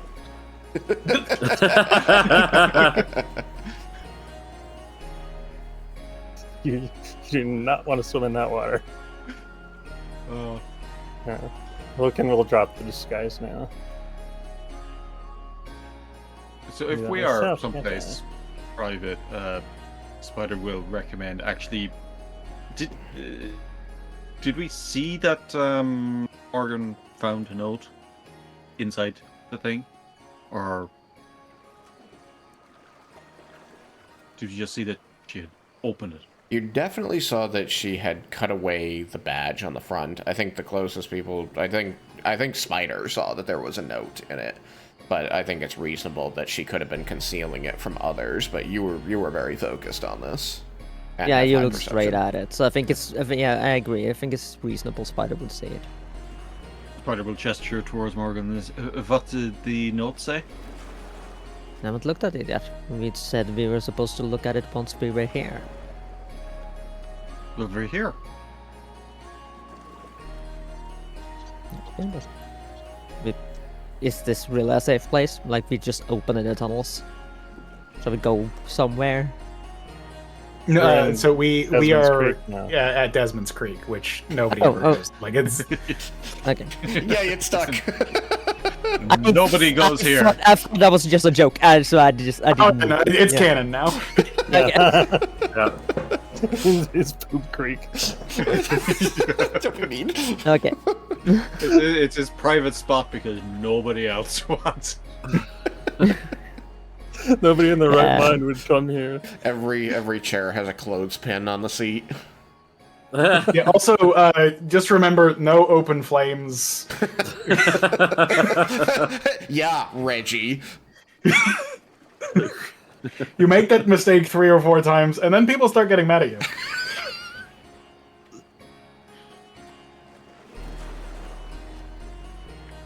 Okay then, I will. I am take glad out I cannot smell. parchment. We'll take out the parchment I found in it and like fold it open and take a look at it. All right. This parchment has quite a lot of writing on it. But on first glance, it is unintelligible. It is not washed out by the rain. It is not damaged. It does not appear to have been altered. It was written this way, as near as you can tell. Probably a cipher.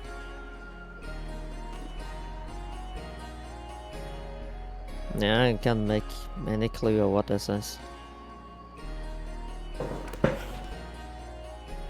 I mean, if you can't, then we're probably going to have to go and talk to somebody who might be able to about it.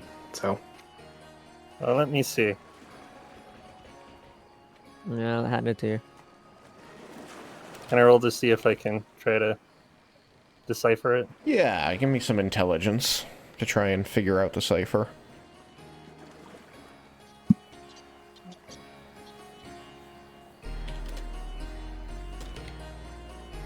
who took linguist as their feat? You know, the most helpful feat anyone can ever take. I mean, I've considered it, but I'm not getting it. Alright, I'll use another one of my Flash of Geniuses, so it's a 20 total. It's a 20 what? It's a 20 total. A 20 total. So a dirty 20. Dirty 20. Dirty 20.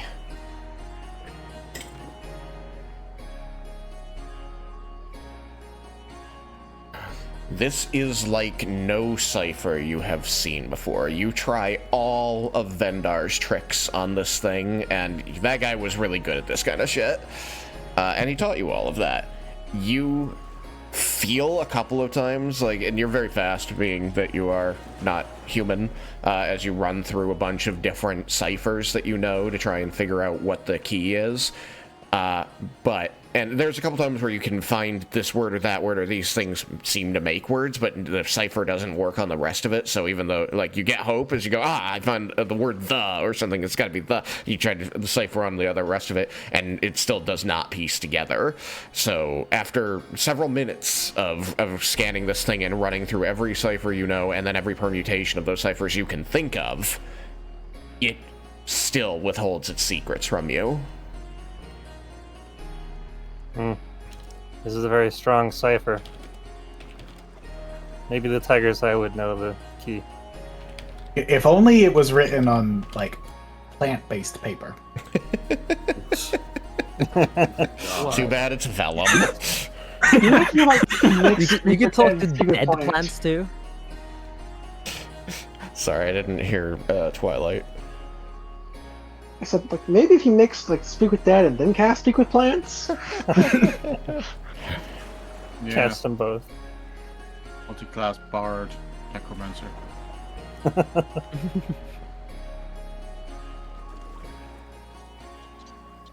But to Morrigan, I've never tried.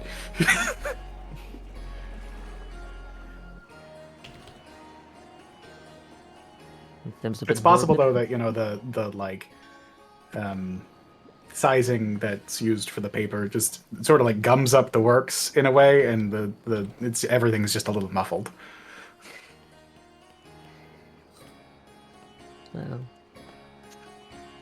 Can't imagine what tobacco paper would feel like.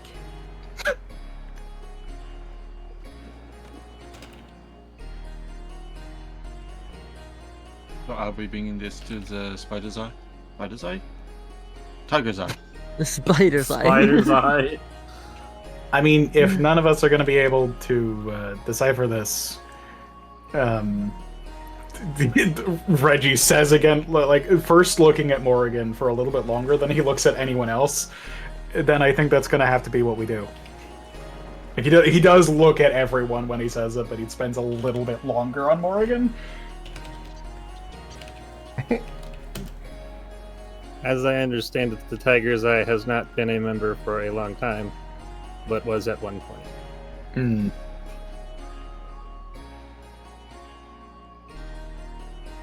How something is better than nothing.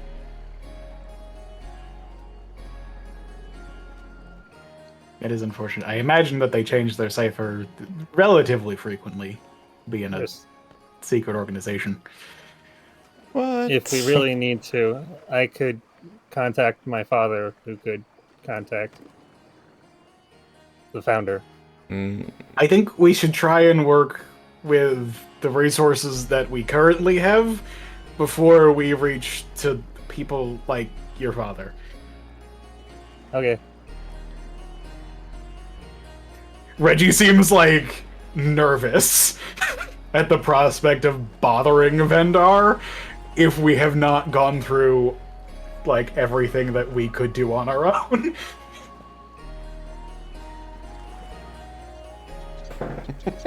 Just immediately keep running back to Vendar. Vendar, solve this problem for us. Like, damn it, I sent you out into the world so that you could learn to not be so reliant on me. But Dad... I'm only 3. Damn it, son, I was in the middle of milking my friend.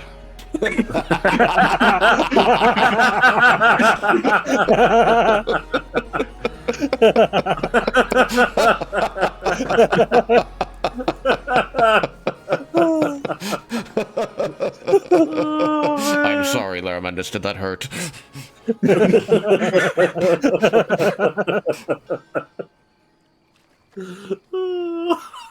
One of the first like true powerful like other powerful pieces of like magic that Laramendos worked was a like calming device for monsters, just so that he could be like, here, take this and find a worm. Get away from me. It's so uncomfortable. I never want to having be smell melted it. again. Come on, just once for old time's sake. You say that every time.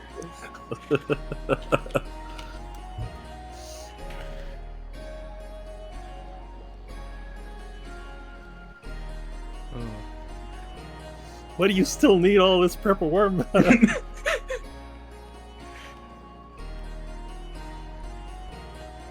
All right. Stop milking the wizard. Gotta never learn shape change. If I have one regret in my 360 years on this world of Amaranta, it is adding the spell shape change to my spellbook. And then telling like, Vendar just- about it. Couldn't it, like, just not prepare it? He tried that. Uh. Just gets louder and louder and louder. Fender's very persuasive and annoying. Please, please, please. One time there was a declaration of war. Not even between the countries that we're in, like other countries. Like, oh no. Thanandir is going to fight Sudaran if you don't let me milk you. Crazy. Their terms, not mine. Laramendus tried calling his bluff. It was not a bluff. I guess we have to do this, Laramendus. Let's just, try and get through it, right? Neither of us want this, but we gotta do it. It's for Amaranta. Lie back and think of Amaranta, Laramendus. It's better. Good God. All right. Gross. Enough of that. Yeah, anywho. So, you have this note. It is really ciphered. What are you going to do?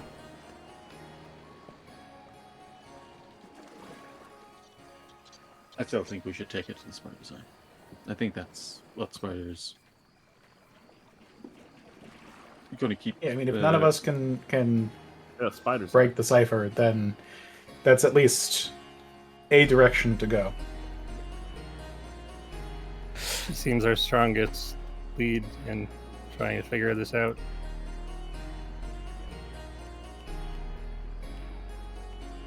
So I imagine she's probably not here right now. One way to find out. One way to find out.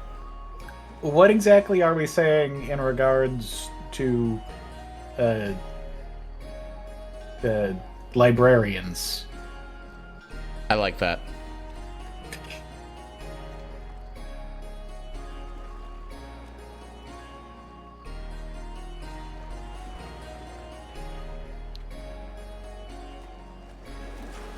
Anyone?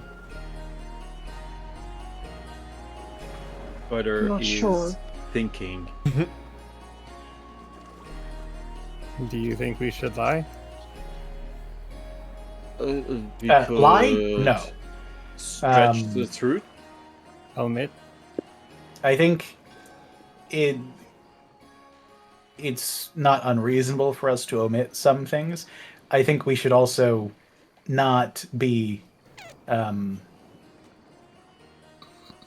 if we're omitting anything, we shouldn't be subtle about the omission. It should be very clear that we are like for reasons withholding information that isn't relevant or is dangerous to other people who might know it. Because we don't. There's no good reason for us to lie to her, and hiding an omission, not a great thing. We could be truthful about the fact that we met someone who does not wish to be known.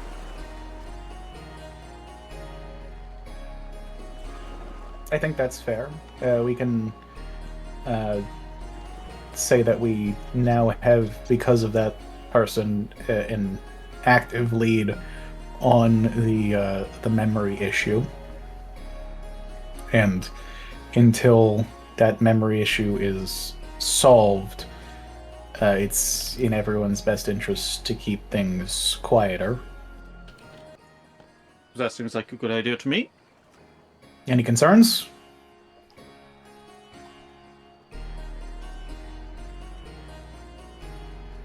No, seems Well, acceptable. thanks.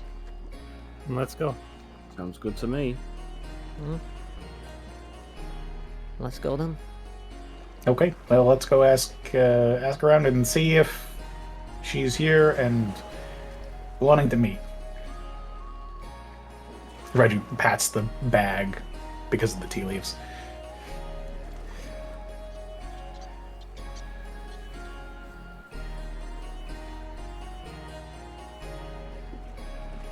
As we're walking away from the creek, Reggie turns to Desmond and is like, there has to be something that Reggie says the name of the more magically inclined quartermaster, whose name Sam cannot for the life of him remember, Yes. but Reggie knows. Yeah, Reggie totally knows, and the DM definitely knows without checking notes. It's right on the tip of my tongue. Starts with an R, I think. The more magically one specializes there. Helen. Helen. There has to be something that Helen can manage to find you that we can stick in the water over there, like at the source, to just do some kind of filter, like something to make being around the creek a little bit more. Helen, I need a depupifier. I needed to put a fire. Somebody, this has to be something that somebody has done with magic, Just feel like poor Desmond's just indicating the chair, I got the clothespins, you're not using them. They're there for a reason. Clothespins every time. It is much better than it used to be. You I also appreciate they're re-requisitioned after they go missing. But I'll ask the next time that I see them. Thank you. So I think we go and ask if the Tiger's Eye is around and available, since we have that delivery for her. Okay.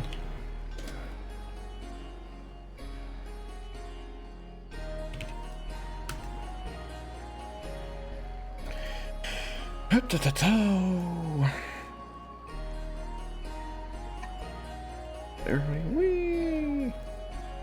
hear Billy Connolly's joke about the guy who worked in the sewer. There's a joke about a guy who works as her? I don't know that I want to know this joke. Oh no, Billy Connolly told this one. And it was basically like two guys in the sewer. One guy is like the apprentice. And the first guy is showing him the ropes. And he's explaining all this stuff. And he's been working down there for years. And he's very proud of it. And he's like, I know everything about the sewers. Like, and he points as a poop goes floating past. He goes, I can tell you that poop comes from such and such a house, and I can tell because of all the things. And this other thing comes floating by, and he's like, all this. And he's like, see that poop there? That's my wife's. And everyone goes, how the hell do you know that? He goes, see, it's got my sandwiches tied to it. Oh my god. Wow. Wow. All right then. So, you all leave Desmond's Creek and go to the Tiger's Eye's office, where the guards outside stop you and ask if you have an appointment with the Tiger's Eye, saying that she's only recently returned.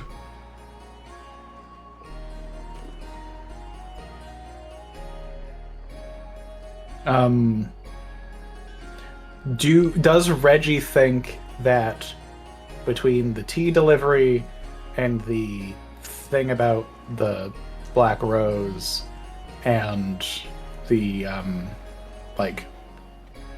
bit of information that we can give her regarding what we learned from the archivist is enough to basically, would she want to be doing all of that now, or is it a thing that Reggie would think she would prefer to wait until tomorrow morning?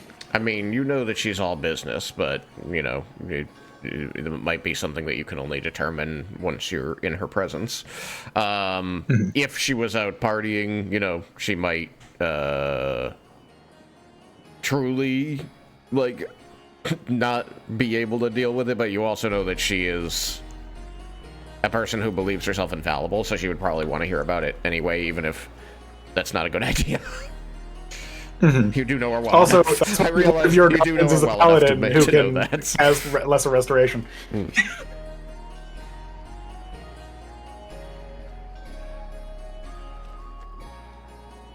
So I think we have a delivery that she was sending us out on, and some information that might be relevant to her, and leave that a bit on the hands of the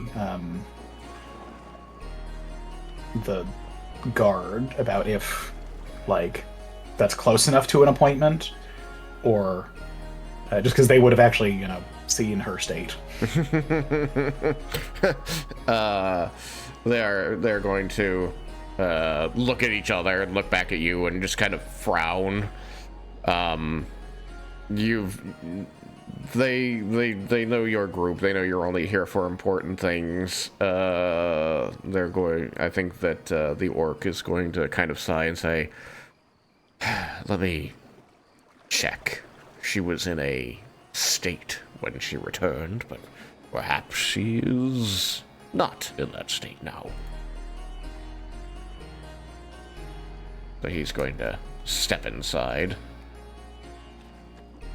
And you're going to hear, his voice, clearly he's speaking softly. You're going to hear just, the mumbles and whispers carry back. And then you're just going to hear, the A-team, send them in, I want to talk to them. Oh, this is gonna be fun. I think Reggie has, one of his biggest grins on. He doesn't get to see her like this often, and it's always fun. Morgan did say that out loud. The orc is going to, come back. You notice he gets kind of a shuffle to his steps as he reaches the door and kind of, pulls it closed a little bit dramatically behind him. And says, she, wishes to see you. I still advise against it. I don't know, she sounded very enthusiastic. Oh, yes, she sounds very enthusiastic about many things right now.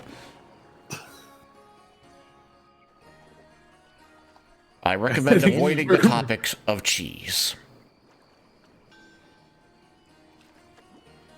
No, Oh, now you got me curious. If Reggie's gonna lean over towards Des and be like, "Do you have lesser restoration prepared?" I'm just checking. I'm pretty sure I do, but let me just check. Yes, I do have lesser restoration. Do you have the reagents necessary for casting the spell?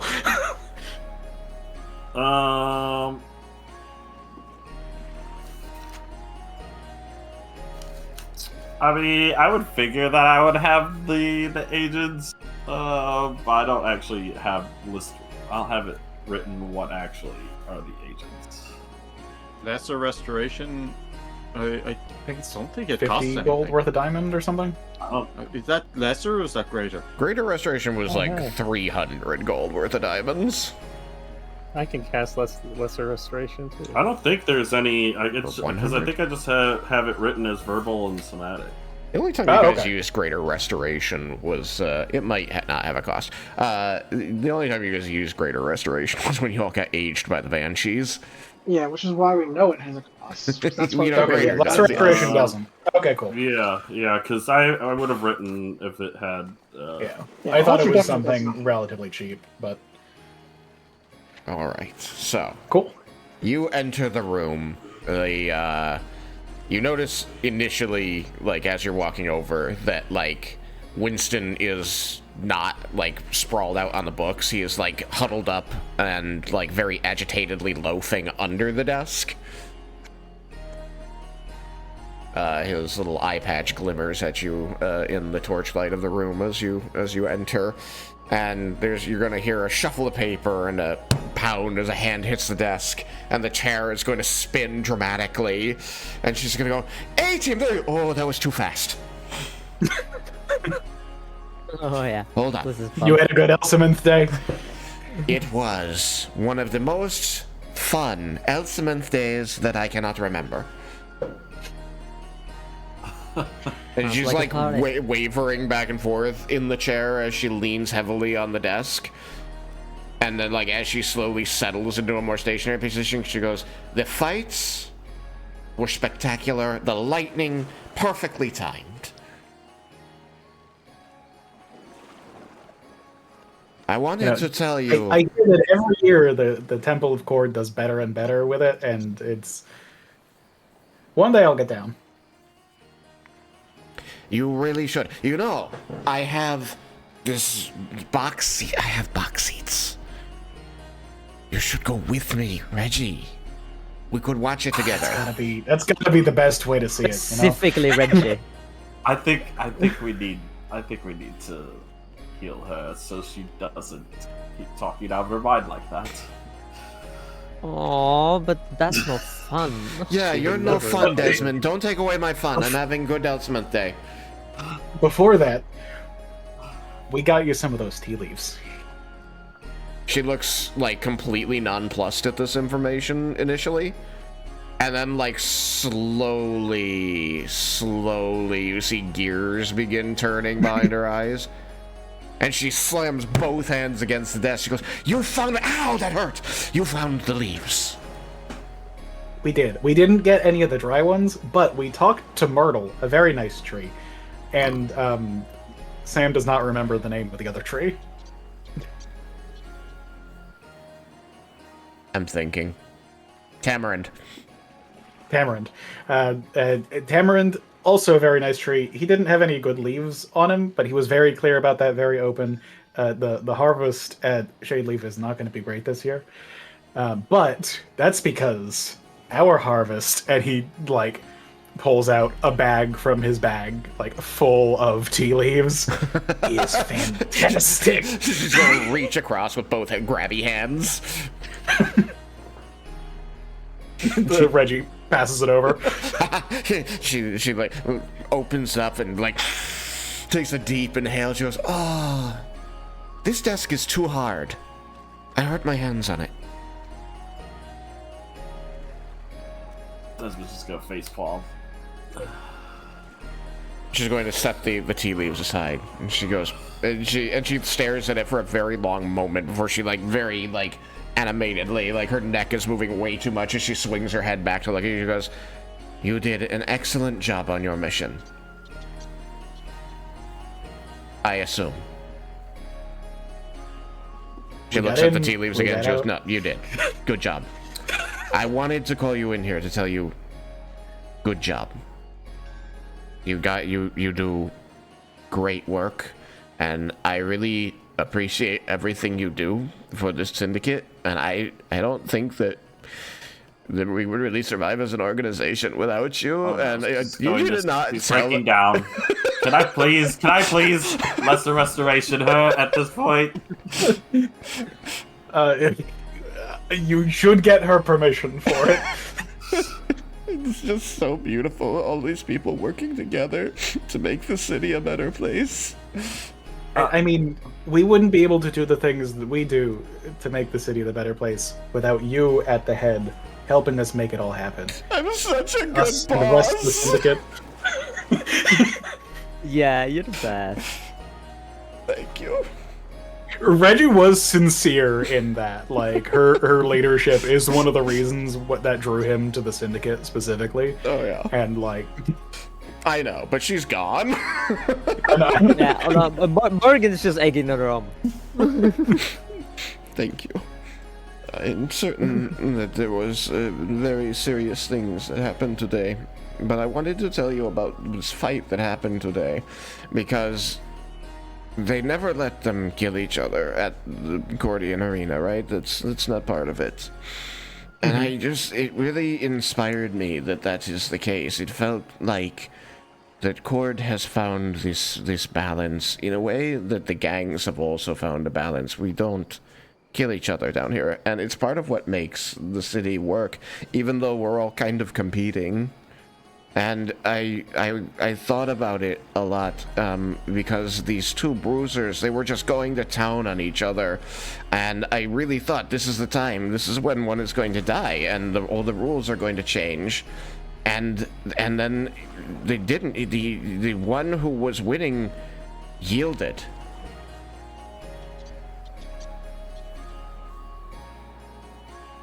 And that was really important to me for some reason. Let me think. Oh.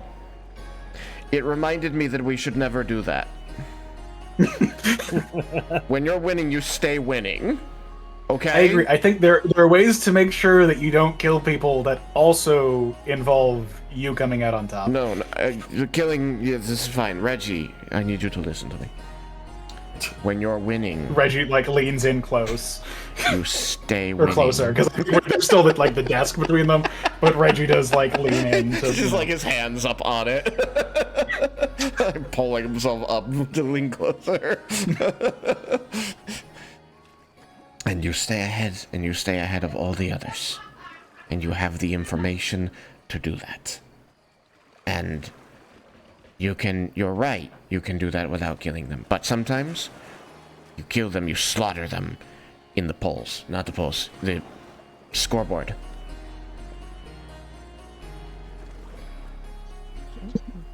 You understand what I'm saying?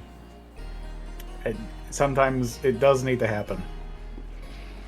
She's gonna pat your hand as you're supporting yourself against the edge of the desk. I knew you would understand. It's true, the desk is probably taller than him. Yeah. So it's just you're on toes, pulling your face. Just him doing a pull-up, which he can't hold for very long with his 8 strength. Desmin. Yes. You wrote that down, right? Because that was like poetry, and I'm not going to be able to repeat it tomorrow. Yes, I'm writing it down. Right now? What did she say? When you're winning, you stay winning. All right, I will let you know about it tomorrow when we talk, or the next time we talk. Now, there is something serious that we wanted to bring up. No. And I know. It's unfortunate. But I wanted to ask you, do you want? It's related to the investigation we were doing. Now, I wanted to ask you, do you want Desmin here to cast lesser restoration on you, so all of your wits are about you, Or do you want us to come in tomorrow so you can have a great rest of your evening? I'm entirely too sober to be making these kinds of decisions. She's going to say as she, like, pulls a glass decanter out from beneath the desk. She says that, like, a flask is, like, Reggie pulls a flask from his, bag and hands it to her. What's in this flask? It is very strong. Oh my god. Is sober the Tiger's Eye aware of how strong this flask is? Yes. Okay, she's definitely taking it from you. It was Greg Vicky's favorite. Oh my god. Like it was her booze of choice. She's going to accept this thing from you, like almost tugging it out of your hands. She says, "You dog, you know what I like." And she's going to take a swig of that. Go, yes. And she's going to screw the cap back on. It still burns just as much as I remember. It always does. But sometimes, that's what you need. She's just sitting there with her eyes closed, just breathing through the pain of it. Okay. Alright. Hit me with bad news. I'm ready.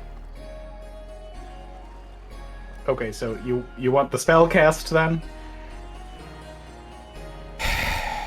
Desmin. Yes. Destroy my Elsementh Day. I'm very sorry. No, you're not. As he says this. Roll a deception check. It doesn't matter. She still says, no, you're not.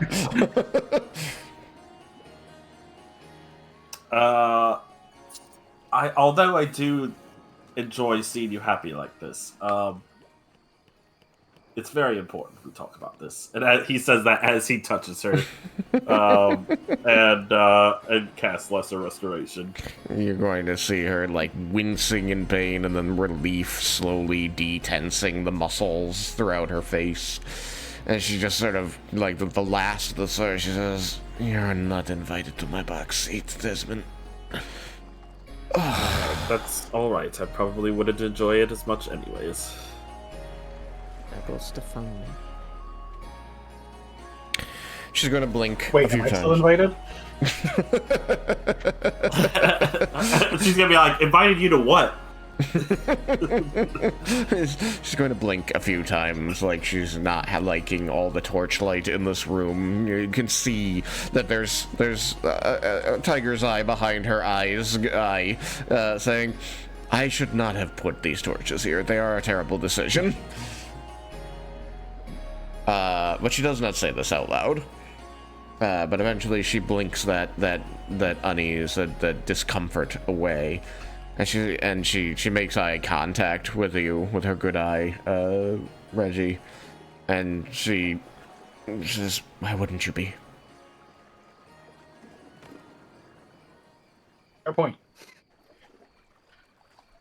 Now the news that we had. There's two distinct bits of news. Are they both bad? No. Is one of them good? Yes. You There sound is very that part, a bit of a question with it. Very well. Bad news first. Bad news first. Okay. Morgan, do you have that note that we found? Yeah.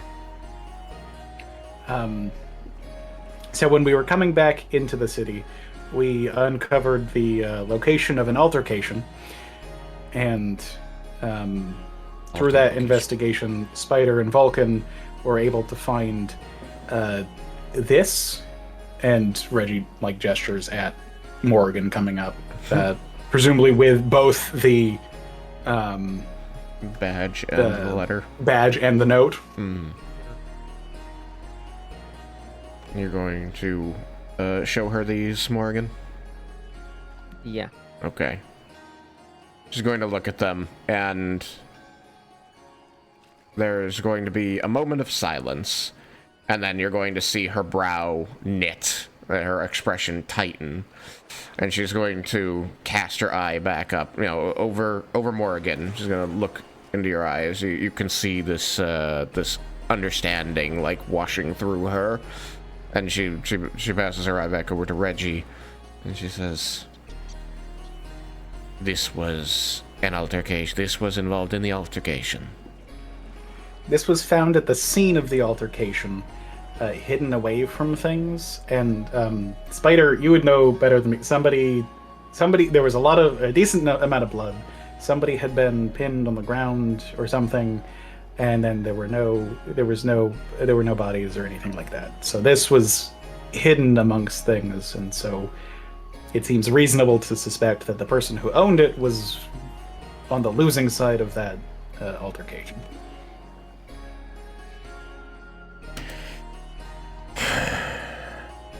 She's gonna hold out a hand toward Morrigan. Say, "May I see that, please?" Hand it to her.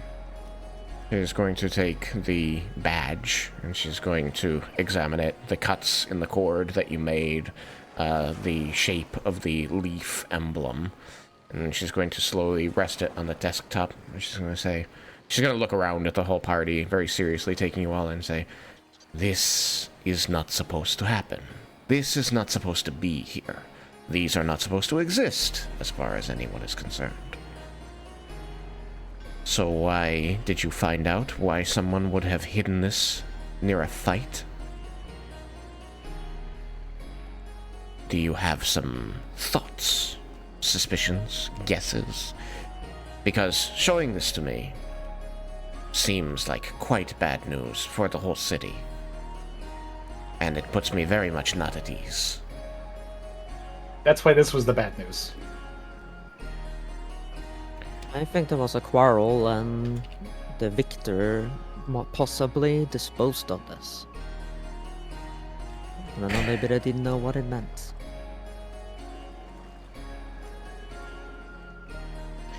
If someone was able to find a leaf and defeat them, I feel like they must have had some idea, and such an object as this would be more akin to a trophy. It wouldn't be left behind. But So do you think someone wanted it to be found? I think that if I were a secret member of an organization that doesn't exist, and I had very important information, but I knew I wasn't going to be able to deliver it, I would find a way for it to still make it where it needed to go in my absence. I suspect that this letter in your other hand was with this. Oh, I thought I gave that to her as well. Okay, No, but she I give only that to took her the. now. Sorry, I was unclear. She only took the badge from you first. Okay, yeah. She will take the letter from you at that time and look it over. You see that she's scanning over the letter. She scans over it a couple of times. And then she's going to look up at you very gravely. And she's going to say, "We are not prepared to deal with this." It's that bad. This needs to go straight to the top. Does that mean you do? Reggie turns to Venom. Does that mean you do need to call your dad? What? Huh? Why would we involve Vendar Draknir in this? Check your DMs. Sorry?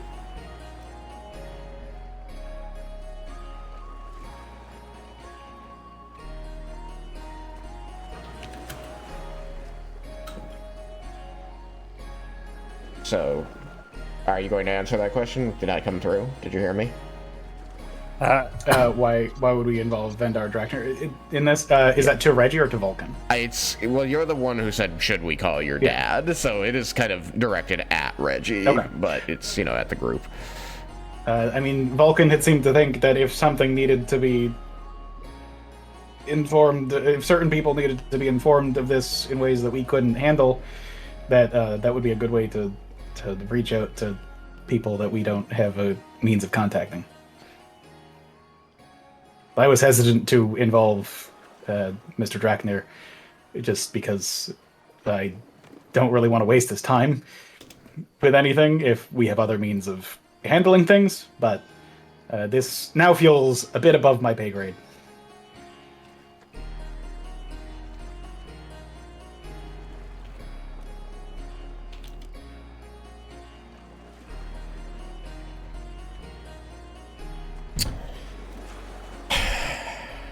If Drakner has an in with the Rose, it could be a way there. I don't want to stress my new relationship with Mr. Drakner. So, coming to him with something like this looks weak. Is there some other way we can contact the Rose?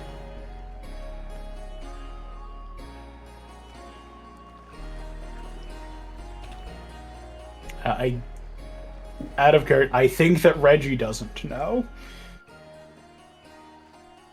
Is that correct, voice in the sky?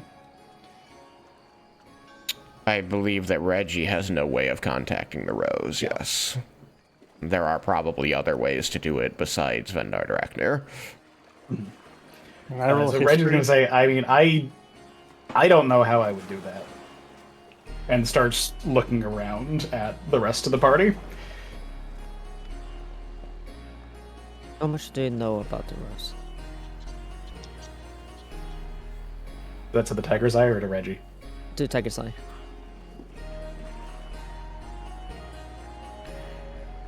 They are an information network all over Amaranta. They have agents everywhere, and they are very, very secretive.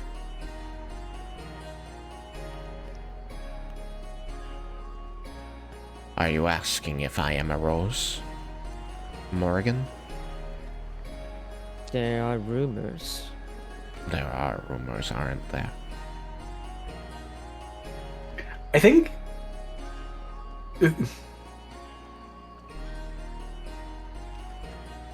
Is that a deception? Because, like, Vulcan...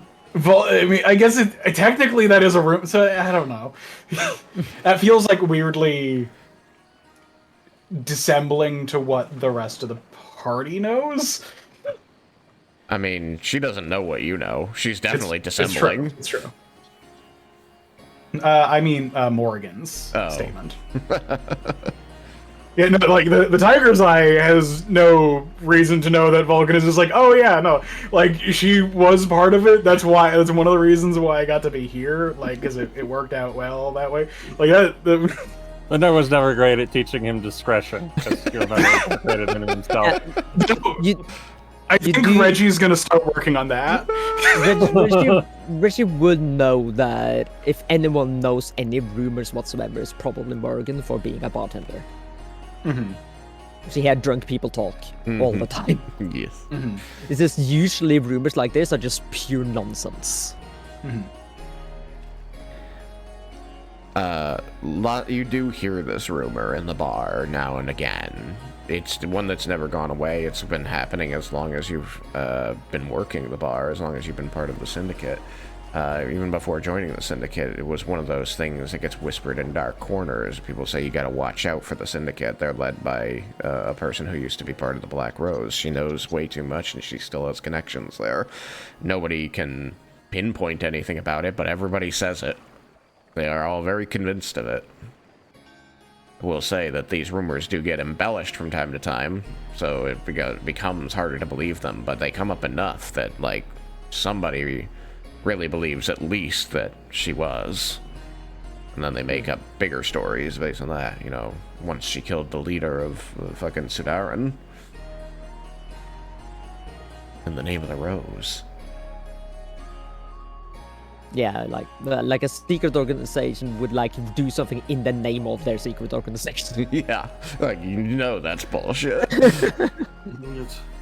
That's how you get kicked out of the secret organization. She left a black Yeah, rose first on rule his of the pillow. secret organization.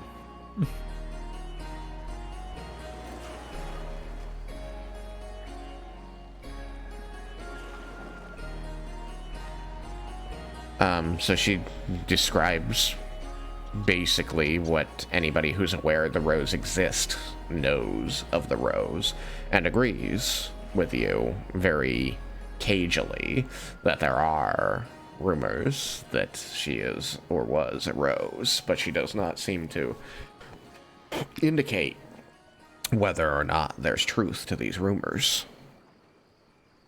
Shit.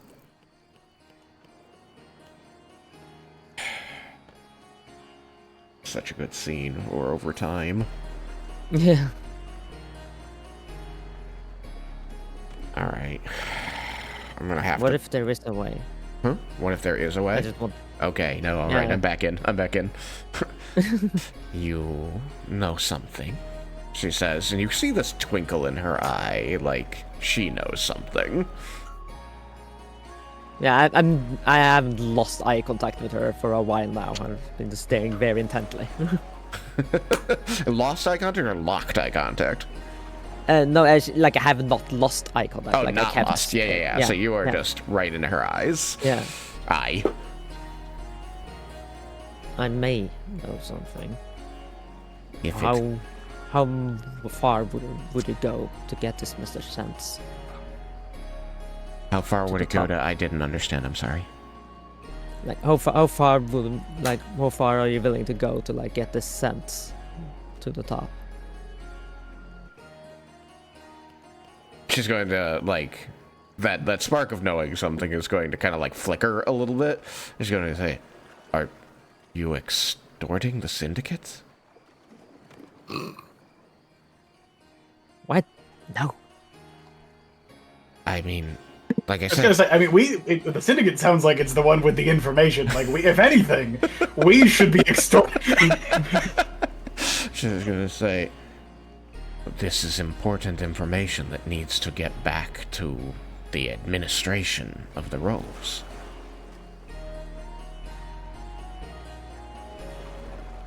They need to know the information contained in this letter as soon as possible. And you're willing to keep that secret. No one else in the Syndicate gets to know.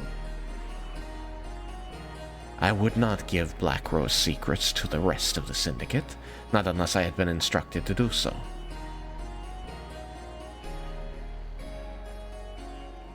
She's looking a little confused. She says, "Is that what you want to hear me say, Morgan?" It's good enough.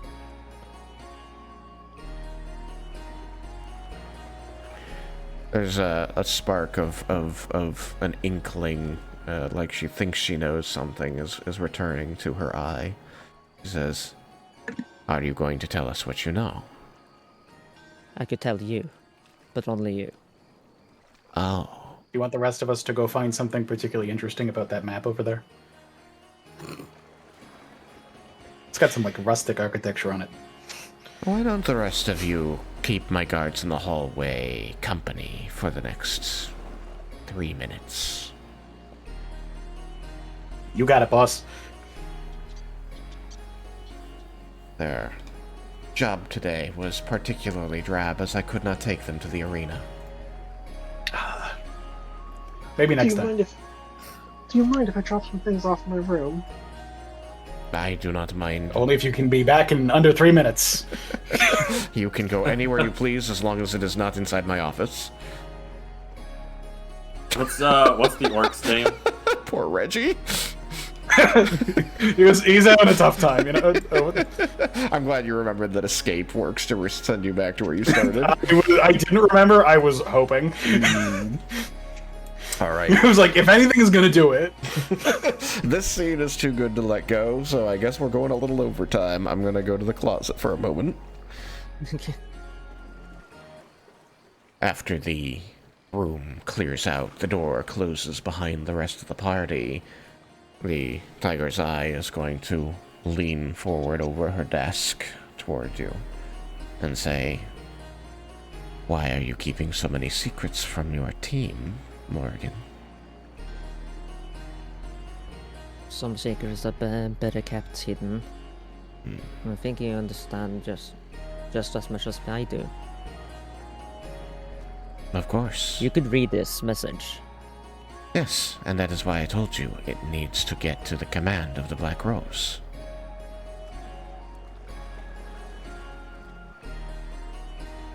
You know what this means. I can read it in your eyes. The cat's out of the bag, isn't it? I didn't. You said I can read it in your eyes, and then you said something else.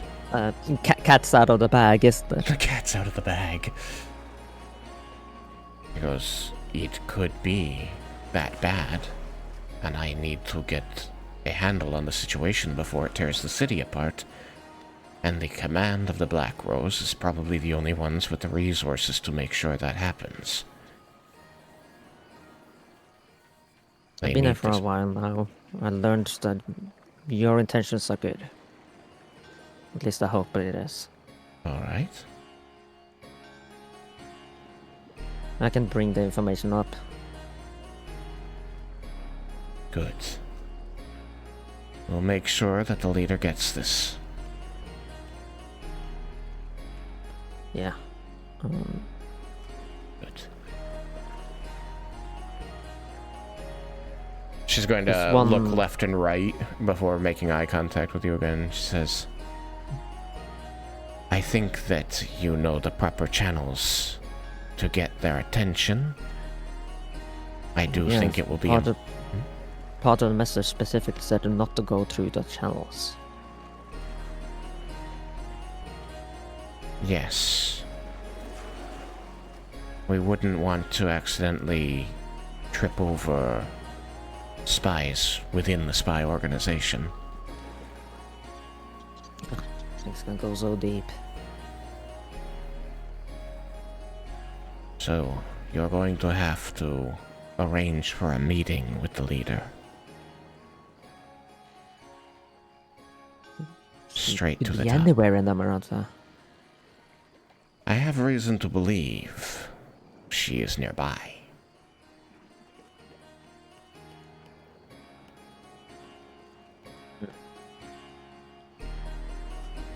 I can send word, not mentioning why.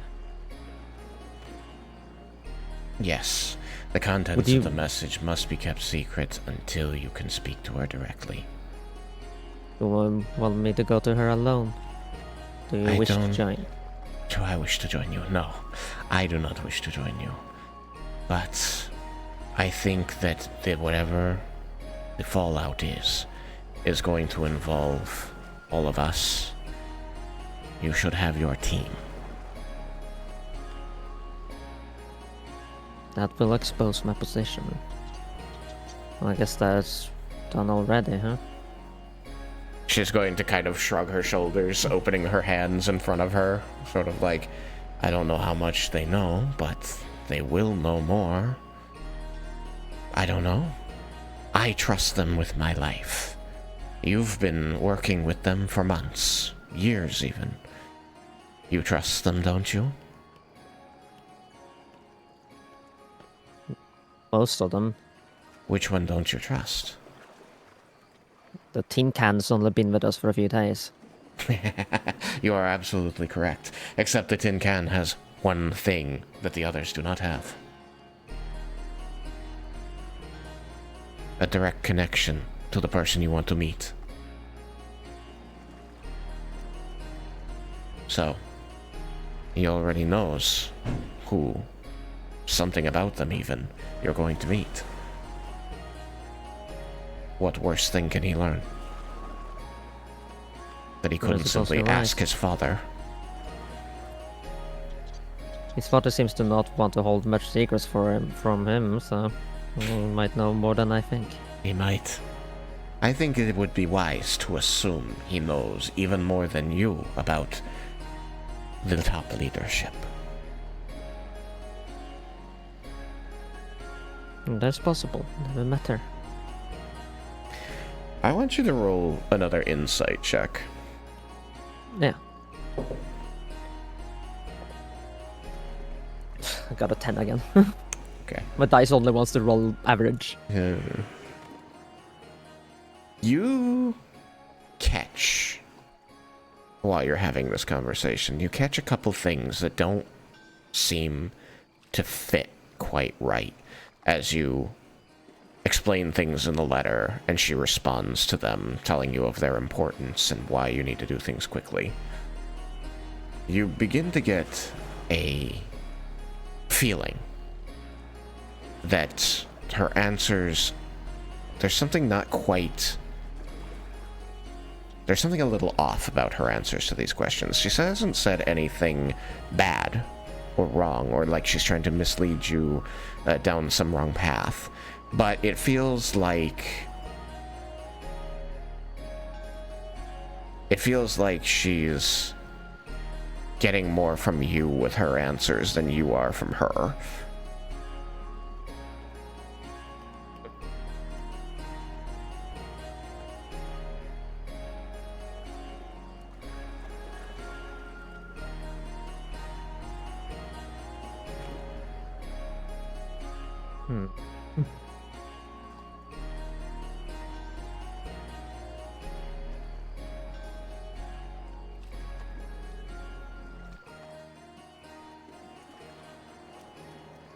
Oh. I'm still not quite comfortable with bringing the team, but this could be a potentially dangerous person to meet. Do you think that she will hurt the team?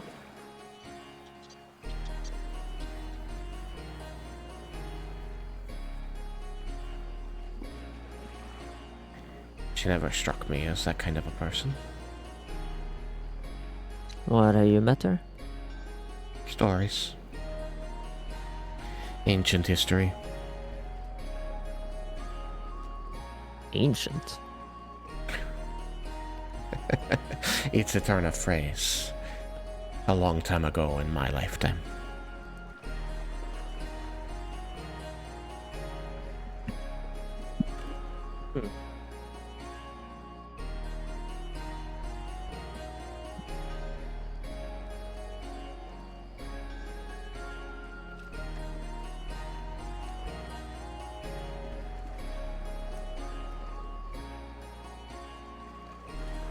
I cannot give you orders on this. I do not outrank you among them, she says.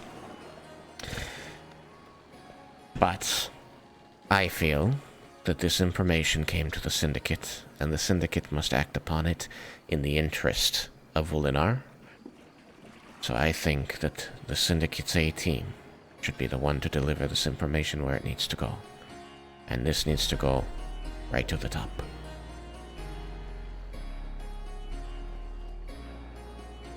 You saw the dire way in which they phrased these things.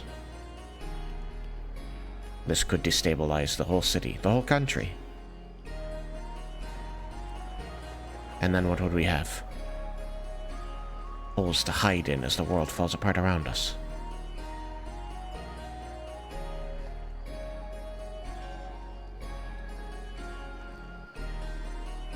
We'll see what I can do.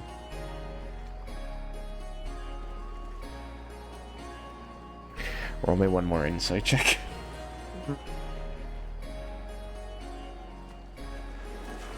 I hate my dice today. What is it? It's a 7. She's very You know, serious. since I'm a fighter, I don't have much like proficiencies in skills. But your So dice I'd- are also screwed. You could still roll Yeah. a 19, you know? But it's refused to roll anything above a 10. And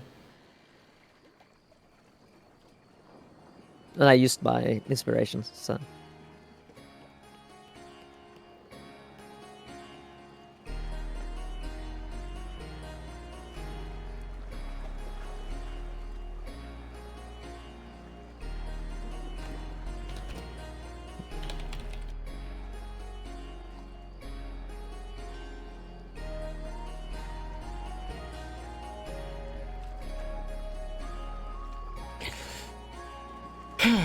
Inspiration, you said?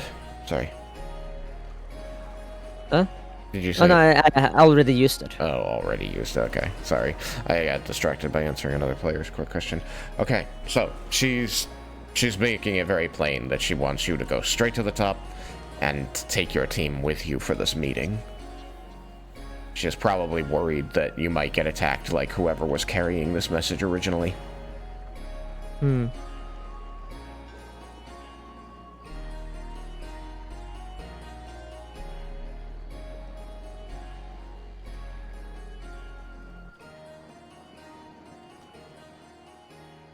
Yeah, and the information is quite jarring. Yes. Alright. I can't tell you how to reveal things to your team, not the secrets of your life, Morrigan. But know that nothing changes between us. I am glad that you are on this side. It's good to know. As long as your intentions are pure. I could tell you that they are. Would you believe me? Only partially. What have my actions told you? Well, I believe your drunk ramblings. Oh, you can't use that against me. That's not fair. What did I say? Bring good to all mankind, good to this world. I did, Desmond write it down? I'm not sure if you wrote on that part. Well, tell him he's been slacking when you see him then. Whenever I have a good speech, he's supposed to write it down for me. Especially if I'm drunk, because I want to remember it later.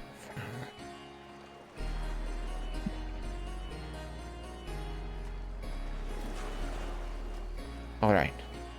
We are good? You know what you must do.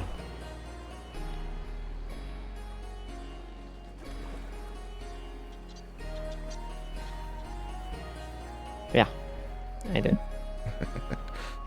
Then, may the rose vine you attach yourself to be free of thorns.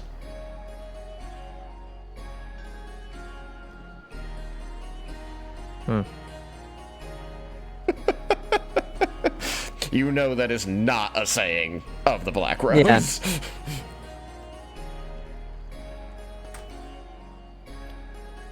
Yeah. Did she give me back the badge? Yes, and yes, the you have the parchment? badge and the letter back. Alright, I'm gonna call the rest of them back in here so we can finish up, yeah? Yeah. Okay. Oop. Welcome back. I'm gonna regret clicking that Welcome back. checkbox. I click the checkbox of don't ask again when I try to change voice channels while I'm already in one. I'm like, I'm gonna regret checking that later when I accidentally He's click like, on a "This voice is channel and perfect." switch. Until But honestly, that just returns me to the way Discord used to work. So maybe not so bad. Anyway, you're going to hear a voice drift through the door, and the two guards are going to reopen it, allowing you back in the room.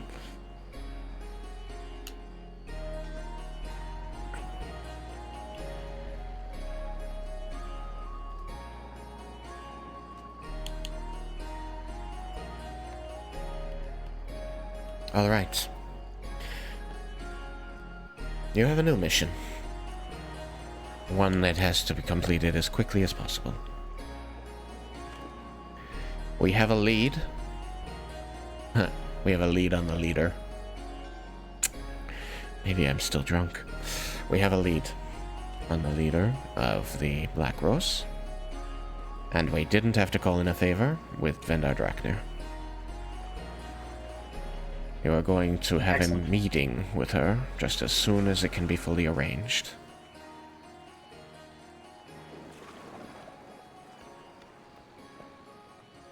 I leave any details of that to be explained by Morrigan, as she so chooses, but know that she's under no obligation to do so. You are to have this meeting with her and do what she says.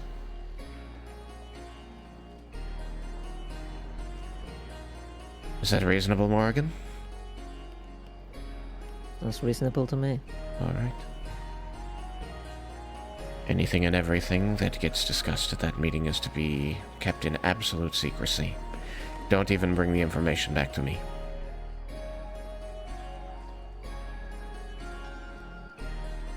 Is that understood?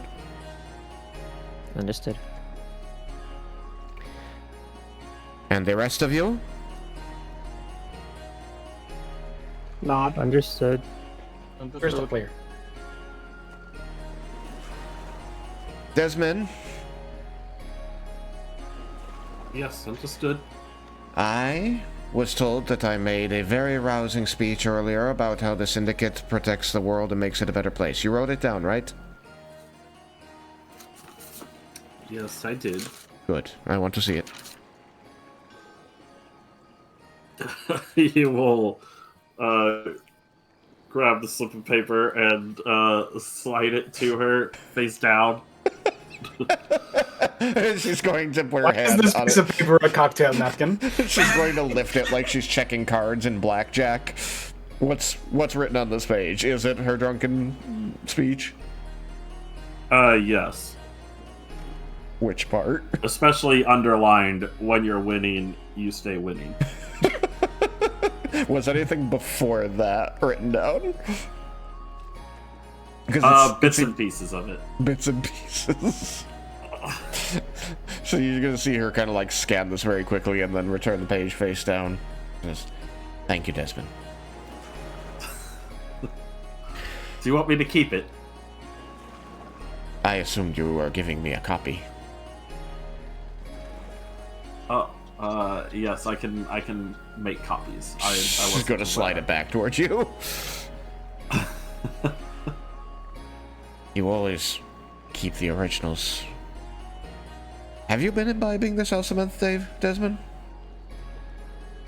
No, unless Reggie decided to secretly give me some of the moss that I wasn't aware of. Reggie, you told me you didn't give him any. I did not give him any. She's gonna like twist her head and look at you a little severely, like, you better not be lying to me. I am not going to drug one of the Syndicate without their permission. Alright, keep it that way. You are dismissed to figure out our next steps together. Or receive your orders from Morgan. Thank you for your service. Reggie's gonna lean over to Morgan and be like, did you share the good news already? Or the good? With the question mark news? Or is that something that's being talked about later? We can talk about that later. Okay, cool. She does not seem to remember that there were two pieces of news. Okay, so given that we are now significantly over time, I'm gonna call it. Thank you for humoring me in seeing out this scene. I do try to cut things off to keep us at time normally, but when there's particular bits of information or emotion that I think might be lost between sessions, I want to try to keep that going, and hopefully it doesn't take this much time normally. I was thinking the same thing. It's like if we wait a week, it might actually be 2 weeks because I have an appointment very early next Thursday, so there's a chance I can't make it on next Wednesday. Damn it. All right, well, we'll It's find particularly out. good we did it. And we'll see you all next time on Desmond's Creek. Bye, stream. Bye, stream. Bye. Bye bye.